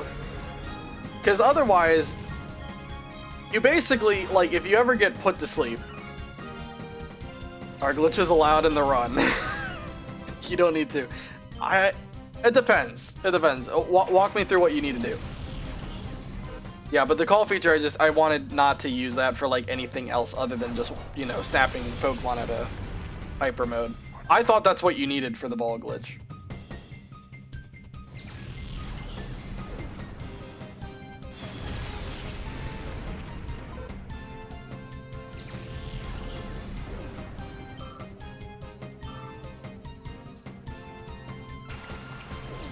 On the first Pokemon's turn, use the Pokeball that will be kept. Okay. On the second Pokemon's turn, switch the first Pokeball's position in the item menu. Okay.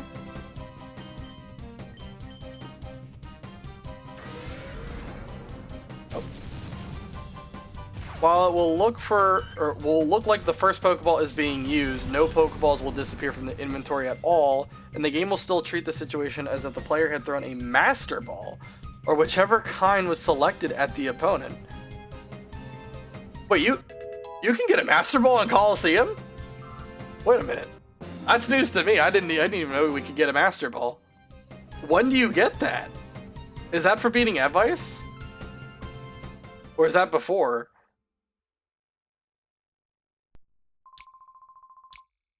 I will definitely, I'll say this, if we beat the run, I will definitely use that glitch to catch every single, like, legendary. Because at that point, I don't have to feel any shame.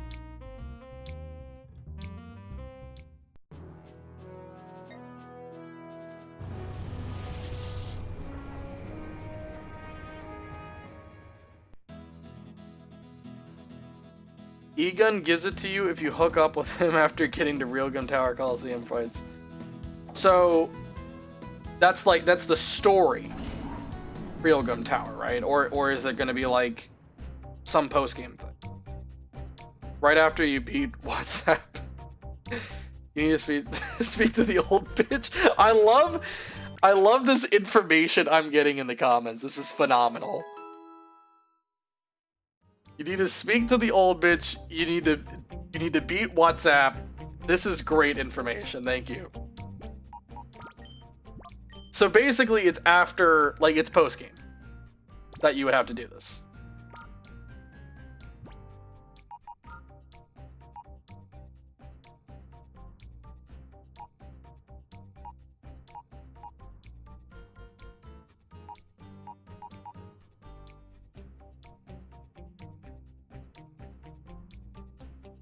Oh, you mean Gonzap. Oh, okay. I was so confused.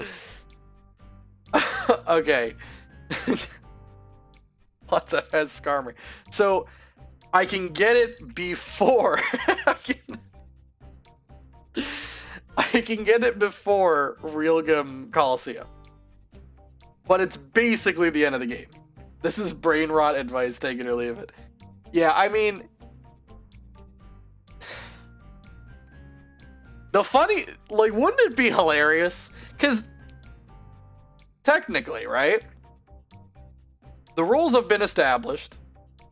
The Shadow Pokemon, every Shadow Pokemon, when it's your first time fighting the trainer, That's an encounter. Wouldn't it be hilarious if I ended the run throwing a Master Ball at Evice's Tyranitar? Wouldn't that be hilarious? That would be pretty funny. Because legally, within the boundaries of the rules I made, that is allowed. Because it is an encounter.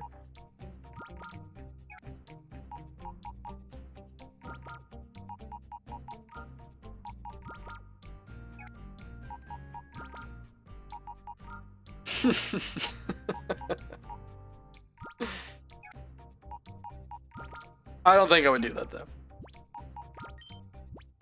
I actually think Tyranitar is going to be one of the easiest Pokemon to take out.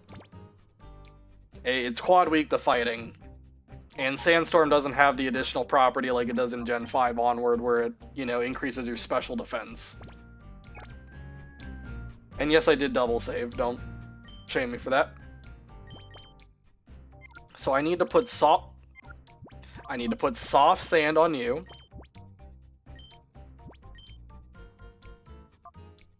You're holding Lumberry, right? Yep.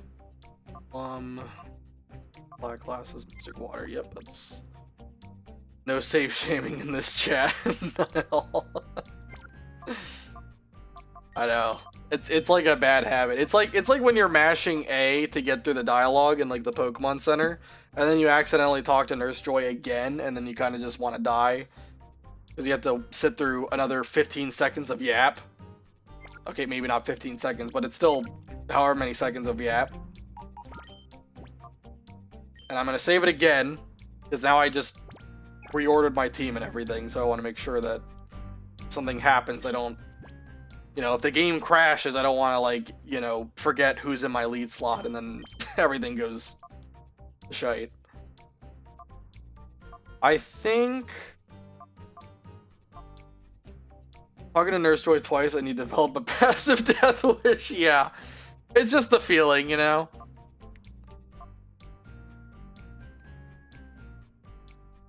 Yeah, I think that's everything I care about for the moveset. I don't really need anything special for this. It kind of would have been nice to have Rain Dance on somebody, but I don't think it matters. I could teach it to Mantine.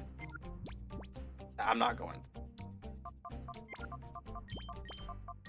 to. Okay, so let me edit the team. I don't think I edited the team from the last time I made a bunch of switches.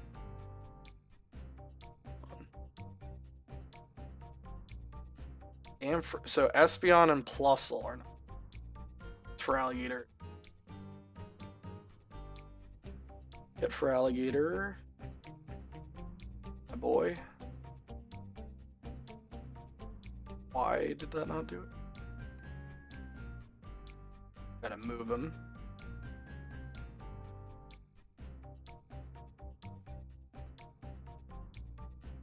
Good, and then Espeon.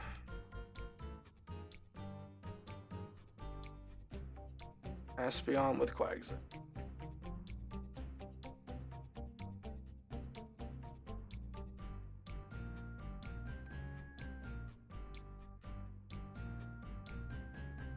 Orm.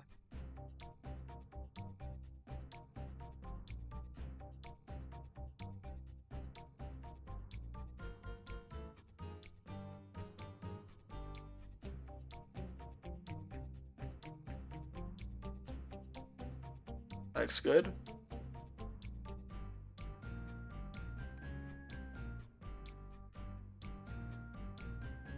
Tyranitar would be a much stronger lead Pokemon since Sandstream doesn't have a turn limit in Gen 3. If it's last, you just hit it with Surf or Earthquake and bye-bye. Yeah. Definitely, Tyranitar could be a lot scarier. Now, there is a situation, if you don't know, there is actually one situation where Tyranitar comes out early. If Caesar hits an Omni Boost with Silverwind, it is hard programmed to have a chance to click Baton Pass and go to Tyranitar. It is very specific, but there is a chance that it can come in early. But it has to get the Omni Boost from Silverwind, and then Baton Pass. Baton Pass is evil, yes. Another reason to hate Baton Pass. Yeah, I did look, like, I've been looking at, like, a speedrun, like, massive AI quirk, you know, kind of checklist, and yeah, Baton Pass to Tyranitar is on there. It is crazy, and I hope it does not happen, because that would be awful, but it could happen. Actually, no, I'll keep surfing it. Okay. Yeah, so for this, what we're going to do, we're leading with Feraligatr and Quagsire, obviously. For this one, it's a little bit tricky, but I think it's not going to be too bad. The only lead that I think is going to be problematic is Forretress plus Whiscash. Because if that happens, there's a really weird interaction between the two where they use Earthquake. That's like their highest priority move, is to use Earthquake. But because it would deal damage to an ally, they also favor Protect. So it's unknown which one of them is going to Protect and which one's going to use Earthquake. And that can matter. That can definitely matter. Because Whiscash is definitely the bigger threat. Since Whiscash is a ground type, Forretress is, you know, just Bug Steel. So it doesn't get that stab bonus. So you definitely want to kill Whiscash first. But that could be a problem. So hopefully it's just not that lead and then I don't have to worry about it. But if it is, yeah. The man is huge. Yeah. I highly doubt that Wes is like, you know, 4 foot something. So Dakum's probably like 10 feet tall here. You could always lead double protect then punish. That actually is the strategy I'm going to do. The problem would be you would rather attack if Whiscash isn't protecting. And it's a whole thing, right? You know, like if you double protect, that can work out. It also could slightly backfire. Like it's not gonna like kill you or anything, but yeah, it's all sorts of stuff. It just depends on who's protecting and who's not. Your stab at adventure's gone on long enough. Thank God he didn't punch me. I would have died. That would have been the end of the run right there. He's battling me with Pokemon, like a Pokemon battle, not a battle of fisticuffs. I would not win that one. Whiscash Claydol, that's a lot better. Okay.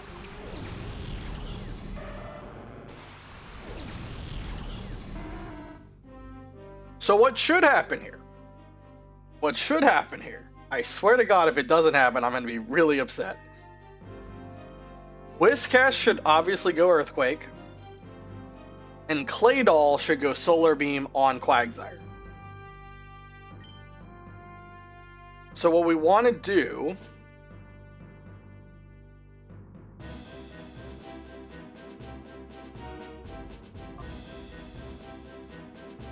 I mean, Dakum used Punch to go to use Crunch, unless he's from Florida. I'm pretty sure Dakum is cooked. Right? But Dark isn't effective against fighting. You know, it's not very effective against fighting.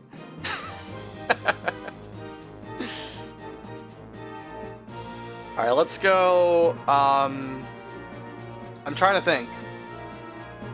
Because if I double Surf, I could kill Claydol, and I don't want to do that. No, Dark is not very effective against Florida.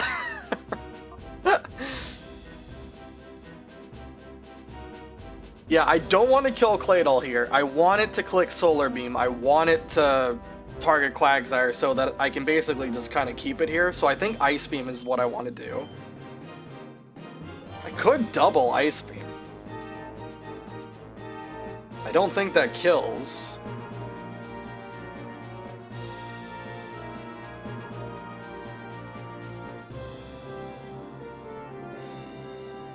No, I think I'll go Surf. I don't think Quagsire, even with a crit on Claydol, I don't think it would kill. I think if for Alligator crit, it would. This is a tough leadoff pairing. Yeah, a little bit. Could also just Protect. Now hold on, wait a minute. Wait a minute. I might be. Hold on. I might have just. Hold on. If I Protect, Quagsire takes no damage. Solar Beam comes in. If I swap to Mantine, that does like nothing. I could swap to Flygon with for Alligator. The damage. Well, the only thing is, if I don't do any damage to Claydol, then I don't think Mantine can kill with Bubble Beam. Okay, hold on. So then I think it's best to go Surf, risk the crit. If I crit Claydol, I'm gonna kill it. But if I don't crit, I think this is the play. Yeah, I'm gonna go Protect. That way I can bring Quagsire back in later. If I need it. I probably won't need it, but just in case.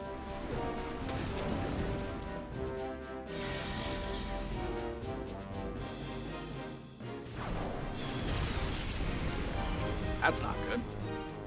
Don't like that.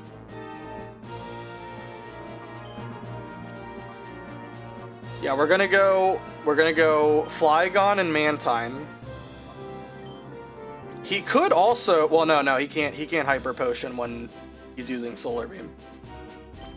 Mantine is gonna take like no damage from the Solar Beam. I promise you, this is gonna do like maybe 20 damage. Like, you guys do not understand how goated Mantine is. Watch this shite.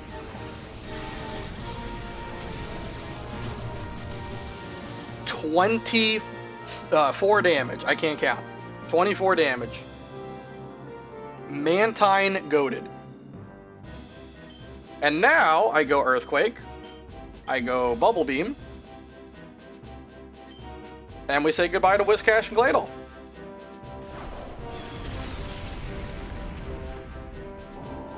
And that's why we got max attack, by the way. I knew the damage range with Surf plus Earthquake kills. That's why I wanted to get max attack.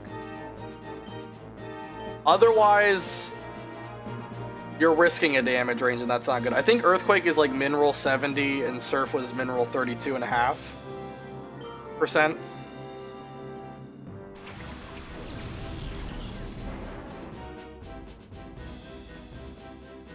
I looked up all these numbers ahead of time. Bubble Beam kills. Alright, and so now it's Flygon and Fortress on the field, and this is like the best case scenario. Because I taught Flygon Flamethrower for a reason. And I taught Mantine Ice Beam for a reason. Protect, that's fine. Not a big deal. Again, level 48 Mantine using Bubble Beam as primary stab coverage. It worked for this one. It worked for this one.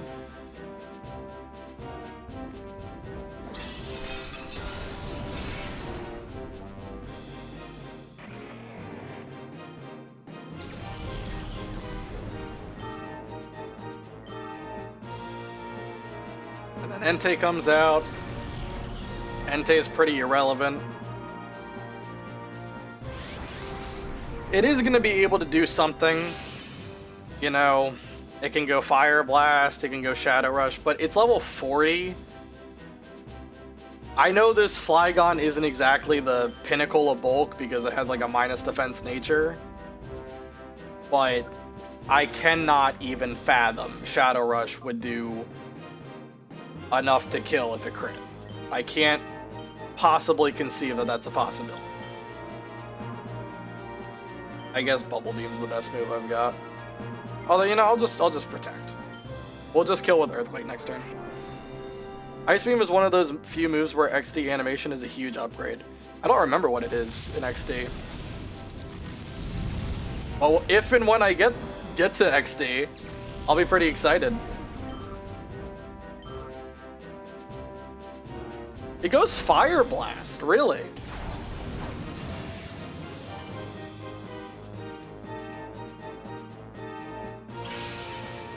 I mean, I know the sun's up, but does Fire Blast really do more damage than Shadow Rush?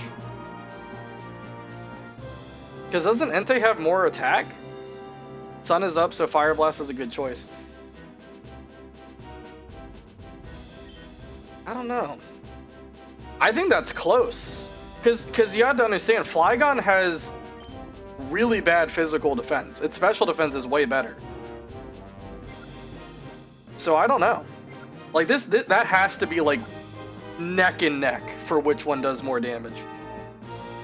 Entei attack is similar to special attack. Okay. Well, either way, this fight's over. Not really the strategy I had in mind. I thought Feraligatr and Quagsire were gonna do a lot more in this fight, but that's about as good of a Dakim fight as you can ask for. That was perfect.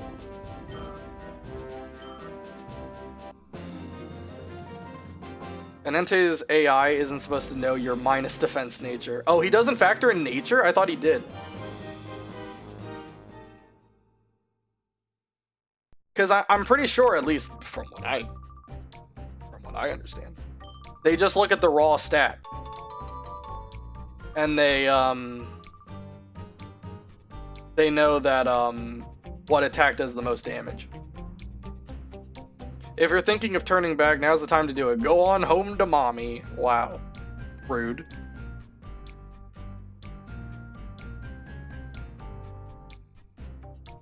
Yeah, like, I'm pretty sure AI cheats. They know what damage ranges they're gonna get.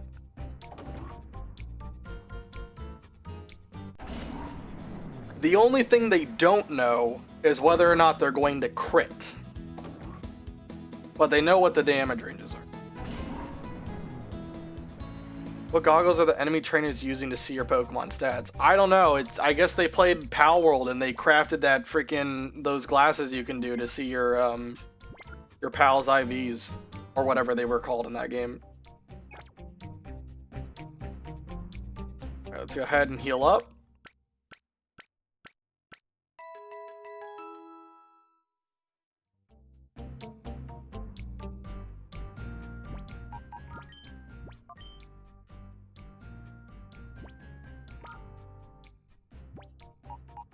Alright, let me get Espeon in here. Power World explanation makes a lot of sense for why Dakim is so comfortable mixing Pokemon and punching people. Yeah, the only thing he's missing is like a giant rocket launcher that just shoots endless ammunition.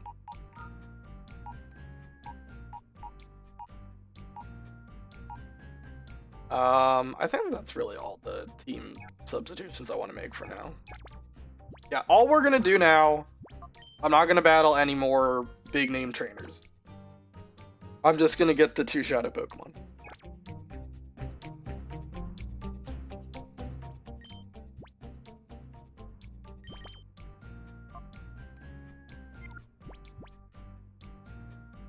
Yeah, okay, and then let me edit the team. I took off Quag and put on Espeon.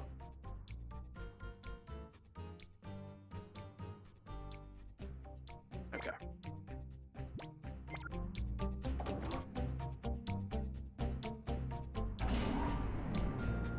I'm pretty sure the trainer...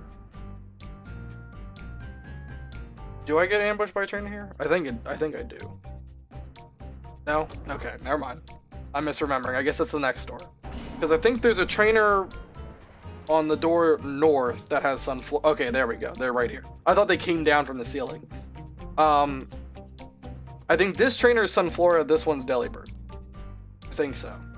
And I wanted to lead with Feraligatr Espeon because I'm pretty sure the one that has Sunflora... Actually, No, I think for alligator's fine. Yeah, so I think he has Sunflora, or she has Sunflora, Gloom, and Jumpluff. And I'm pretty sure both of these guys are strong enough to kill with either Ice Beam or Psychic, and we can just have it be Sunflora on the field by itself. The only grass move Sunflora knows is Solar Beam, so I can just protect every other turn and never have to worry about that.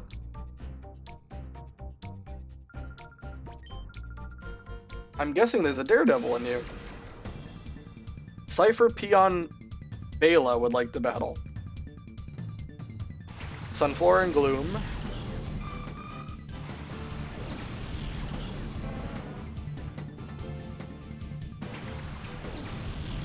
And I think the levels of these Pokemon are pretty low in comparison to what I've got.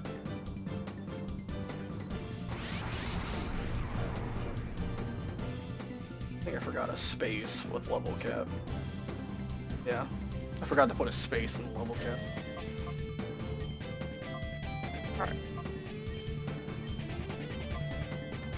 I love how they give you a Sunflora at level 45 and are like, I wonder if he's going to change his team comp. Sunflora is going to get used for the Ein fight, but that's really probably the only fight Sunflora is going to get used for. Alright, yeah, this should kill both of them. Sunflora is going to go Solar Beam.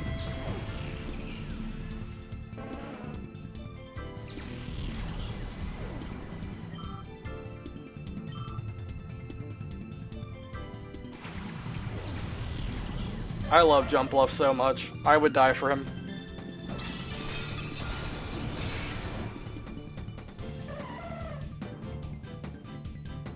Hey, have you guys seen the Mega Evolution leaks for AZ? I think there was one that was proven false for Alligator. There was one that I didn't really look at it too much. I think it was supposed to be like he was wearing like a red mask or something like that. But I think that one was not actually was not real.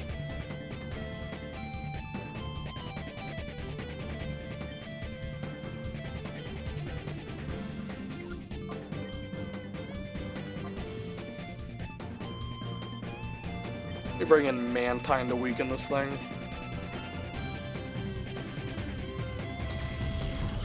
Coming up on some tough fights. Maybe a Sunflora and a Delibird will help. Yeah, Delibird ain't gonna do anything. Sunflora, though, can work well in a Sun team, but you do have to build around it. Let's go Bite. And you know what? Let's just throw a Great Ball. Why not?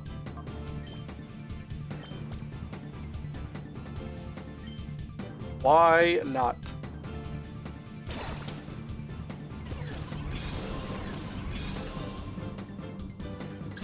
There have been some weird and interesting rumors, but yeah, the mask on Gator was funny. I didn't really see much of it, but I heard that that's what it was. I know a lot of people did not like it, and whoever the original artist was who, like, came up with that idea probably feel pretty bad that no one liked their art. That's gotta be tragic.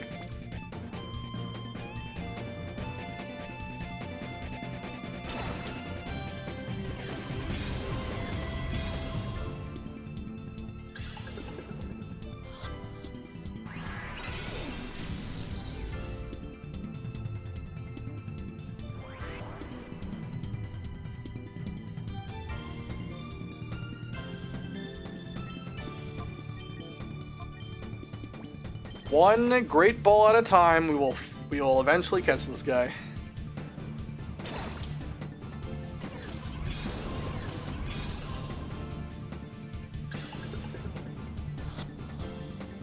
It did just look like Dredagon, so it wasn't that original. I mean, fair.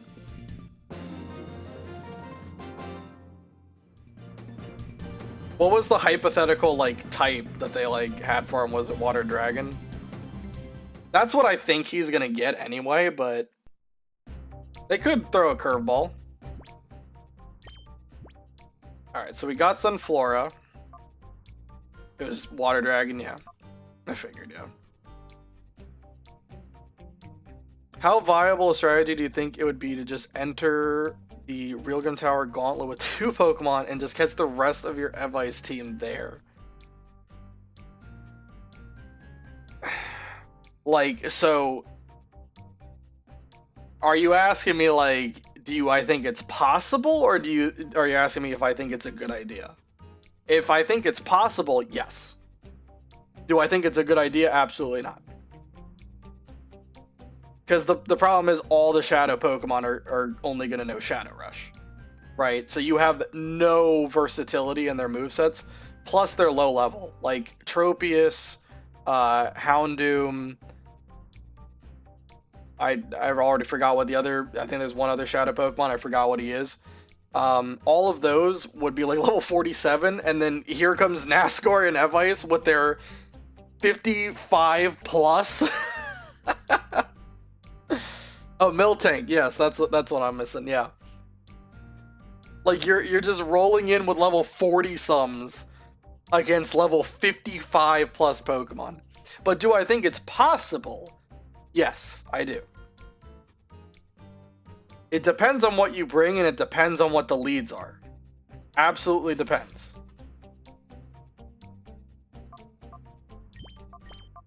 Because if you get Slaking lead with Evice, anything is possible. Anything is possible. You just need to make sure that you have a fighting type to deal with, like, most of his Pokemon. Or not most of his Pokemon, but, like, the more problematic ones. To be able to deal with Slaking down the road, to be able to deal with Tyranitar when it comes out. Right? It even does decent damage against, like, Caesar, and it can bait attacks from Salamence and Slowking.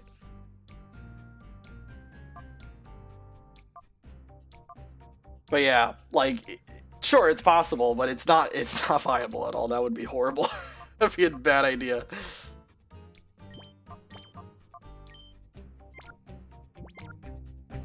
Alright, let's get this Delibird. The best Pokemon of all time, Delibird. Oh yeah, you're telling me that you'll knock me out of the way? You'll know right away if that's possible by battling me.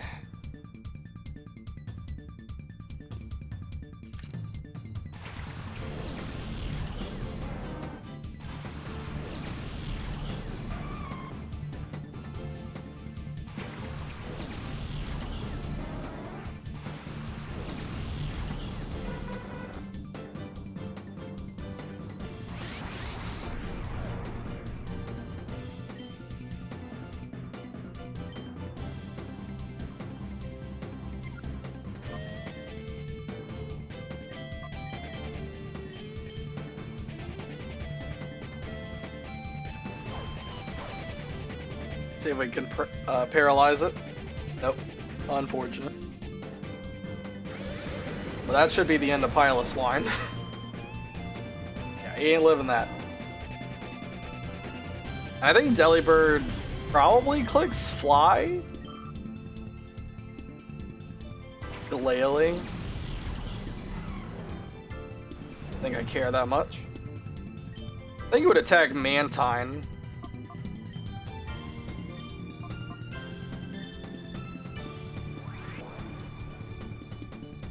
Piloswine is arguably the cutest lad in all of Gen 2. I like Piloswine. The penguin flies, yeah. That's Earthquake, wow. I'm surprised it would go Earthquake there, like... You're only hitting Umbreon. Any Ice-type move you have is gonna do more damage. Right? I mean, okay, I guess not Powder Snow. But if it's not that, then yeah, you're gonna do more damage. I don't fully understand that logic. Hold on, actually, let me not do that.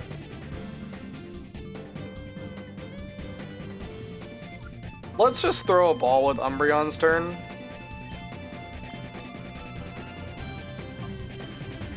Because this might kill Glalie. It's possible. And if it's just gonna use Earthquake, I don't really think I care. It did like what, 18 damage or something? And that's irrelevant. Umbreon has way too much HP. Not gonna get that lucky. I'm pretty sure Delibird has like a horrible catch rate. even in Colosseum, where the catch rates are supposed to be boosted. Well, that crit.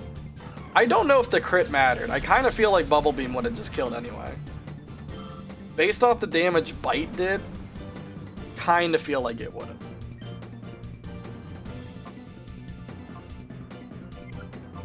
I think I can still throw a ball at it even though it's in the fly animation. Which you're not able to do in any of the other Pokemon games, to my knowledge. The strat for his team is pretty cool, but the Pokemon hit like a wet towel. I mean, yeah, like... using Glalie as a Pokemon that knows Earthquake is definitely a choice.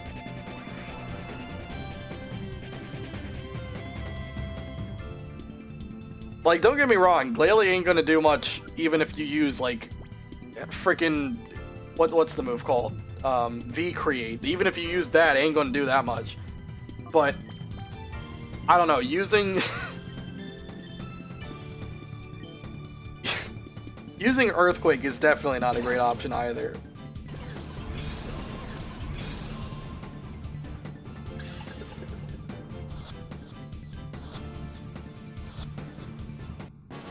Perfect.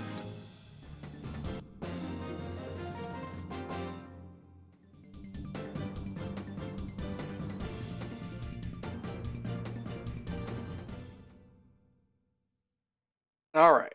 So that's the 2 Shadow Pokemon I have access to right now. I don't think there's any other ones, pretty sure. We just have to beat Venus and Ein, and then we can actually get more Shadow Pokemon. The big Shadow Pokemon that we've yet to get is Heracross. Heracross, if we catch him, it is kind of hard to get him, but if we get Heracross, that's going to be massive. Because you really, I cannot even stress this enough, you really want a fighting type for NASCAR and Evice. Now, if I don't get Heracross, I still have Hariyama. But Heracross is definitely better because it resists Earthquake, which is such a big deal you don't even understand. But the reason you want a fighting type is because if you look at NASCAR and Evice's team, almost all of them have a super effective move against Bug or Fighting. So it's like the perfect Pokemon to know exactly how to bait the AI, right? Like, you can easily goad them into using Aerial Ace or Psychic, Drill Peck, whatever it is, right? And by manipulating the AI like that, it opens up so many more possibilities. We definitely want Heracross if we can get him.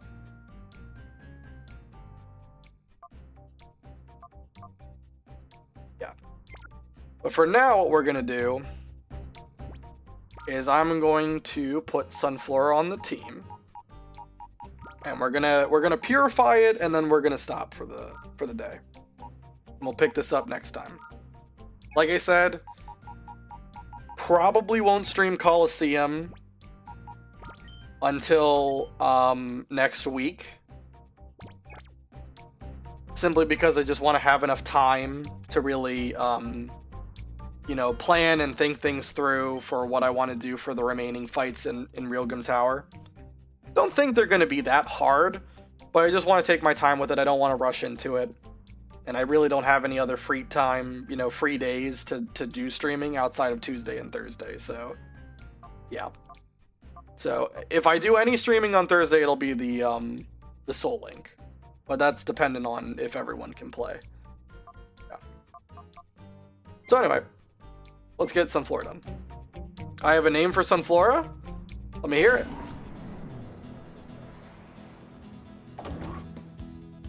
I think there's a lot of good names you can come up with for Sunflora. Sunflora's just a goofy little guy. Giorno? Is there a reason? Does that like have like some means day in Italian? Okay. I like it.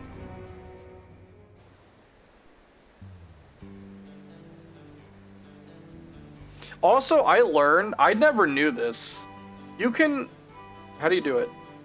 Yeah, you can hold the analog stick of your controller and move against this wall, and this counts as taking steps. And you can literally just unplug your controller and AFK and get like a bunch of, you can do it on this one too.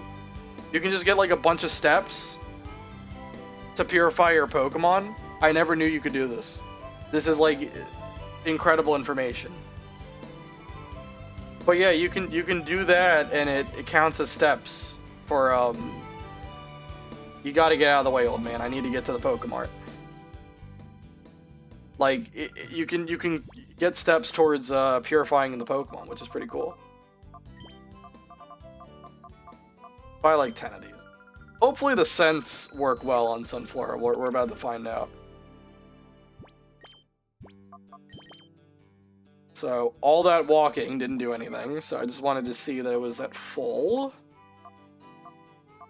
And now let's use the cologne case. Vivid scent on Sunflora.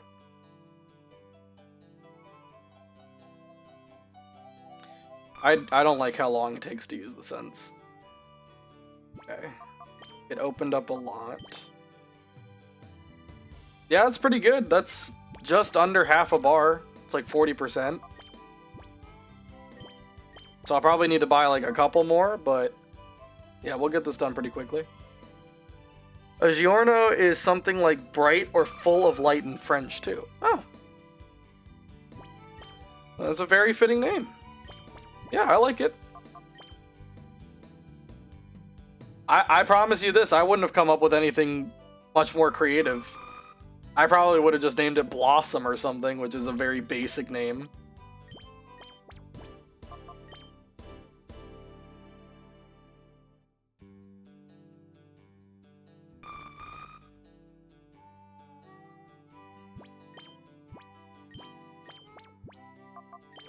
Definitely gonna have to use all these scents. Just a matter of, do I need like 2, 3 more? How many more scents am I?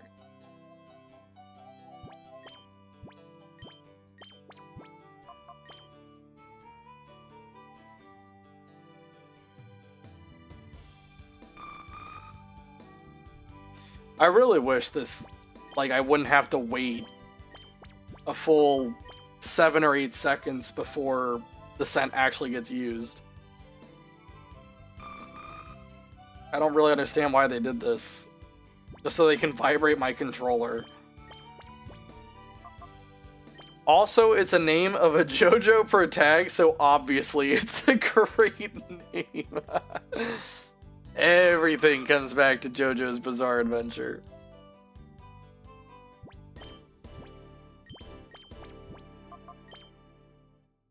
That's funny.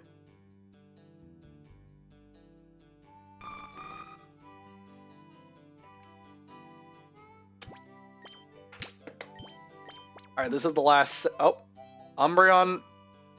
You can do that. Why does the game even let you do that? Why does the game... Umbreon, no disrespect, okay? I'm glad you're delighted. I'm happy you're happy. Why does it even let me do that?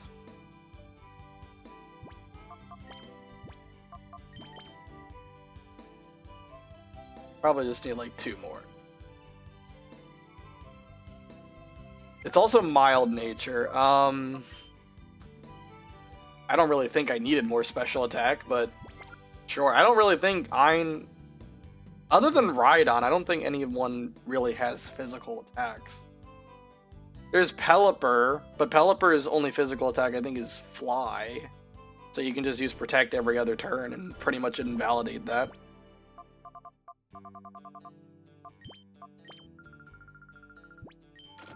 You gotta bond with your team sometimes, though. I mean, absolutely you do, but here's the thing.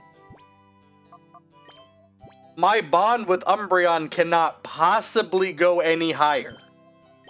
Me and Umbreon have a soul bond together. Like, we're inseparable.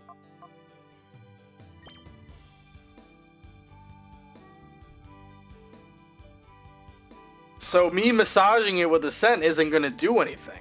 I just lost $1,200.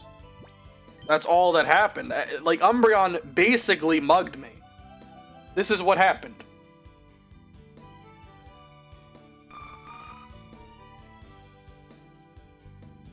Never take your buddies for granted. Yeah, we're not gonna have as tight of a bond after this. I'm never gonna financially recover from this. That $1,200 that I spent, I'll never get it back. It's impossible.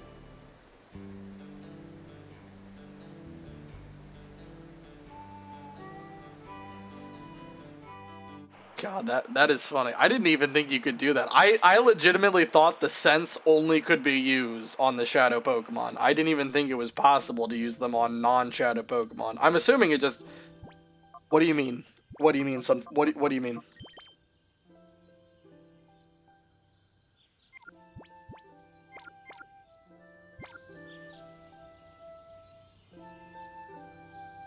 I'm not going back to the Pokemon. I'm not going back to the Pokemon. We're gonna walk around this goddamn giant rock until Sunflora learns the power of friendship. This is what's gonna happen. You can't make it up. How does that make sense though? Like, I gave 9 cents, right? Let's do the math here. I gave it 9 cents and it took it down to like a bar and a quarter. Okay? How in the world does the walk here not cover the last bit of heart gauge? There's no way that 2 more wouldn't take it down. I'm upset.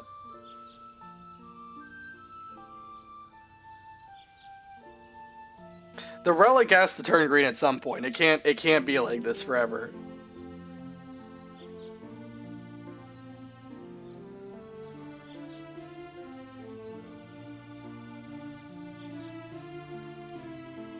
Oh boy, I love playing Ring Around the Rosie. One of the rare times that Rui isn't actually getting in the way. Just trailing behind me, trying to keep up, wondering what I'm doing. All because I accidentally used one of the scents on Umbreon, and now I have to do this for the rest of my life. What a tragic... I mean, so much good has happened today. We didn't fail any encounters. Pretty much breezed through every fight. I really don't think any of them really got that scary, ever. But this is the worst thing that's happened today. This is the worst thing.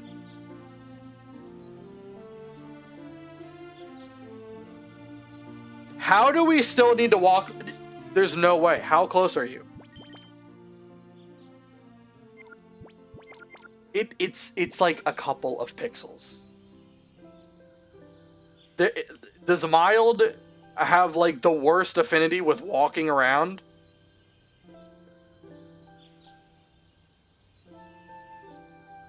I should have gone back to the Pokemart. I should have gone back to the Pokemart. I'm beginning to I'm going through all 5 stages of grief right now.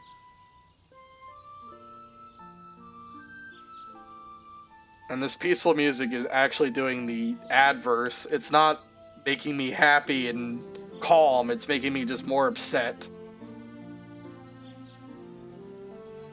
Sunflora chose to be a bitch today. Well, you know, listen, as long as Sunflora does what I need to next time, takes care of Ain's team, blasts everything with Solar Beam, I'll put up with this. Put up with it. It's fine. Sunflora's neck looks so goddamn goofy when it goes all the way up like that. Just... It learns Sunny Day, no XP, gets a ribbon, and as requested... Oh. I spelled it right. Right? Giorno. Yes. Spelled it right. Okay, good. He's a flexible dude, yeah. Alright, Giorno. Welcome to the team. For probably just one battle. But It will be a legendary battle. I couldn't do it without your help.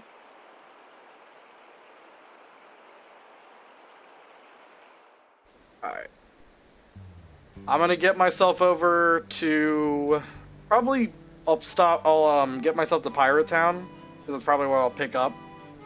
Because we're gonna have to level Sunflora up, as well as anybody else I might end up using. I don't think I would level up anybody else. It's probably just gonna be Sunflora. But I also still need the EV train Flygon, so we might do that at the same time. But yeah, once I get to the Pokemon Center, we will stop for today. But we did a lot. 3 major fights. Next time, it'll probably just be doing the last 2 fights and getting a bunch of Shadow Pokemon. I highly doubt we'll get to Gonzap, because if I remember, there's a lot of fights before you get to Gonzap. Plus, I need to get to the level cap, and that takes a while too.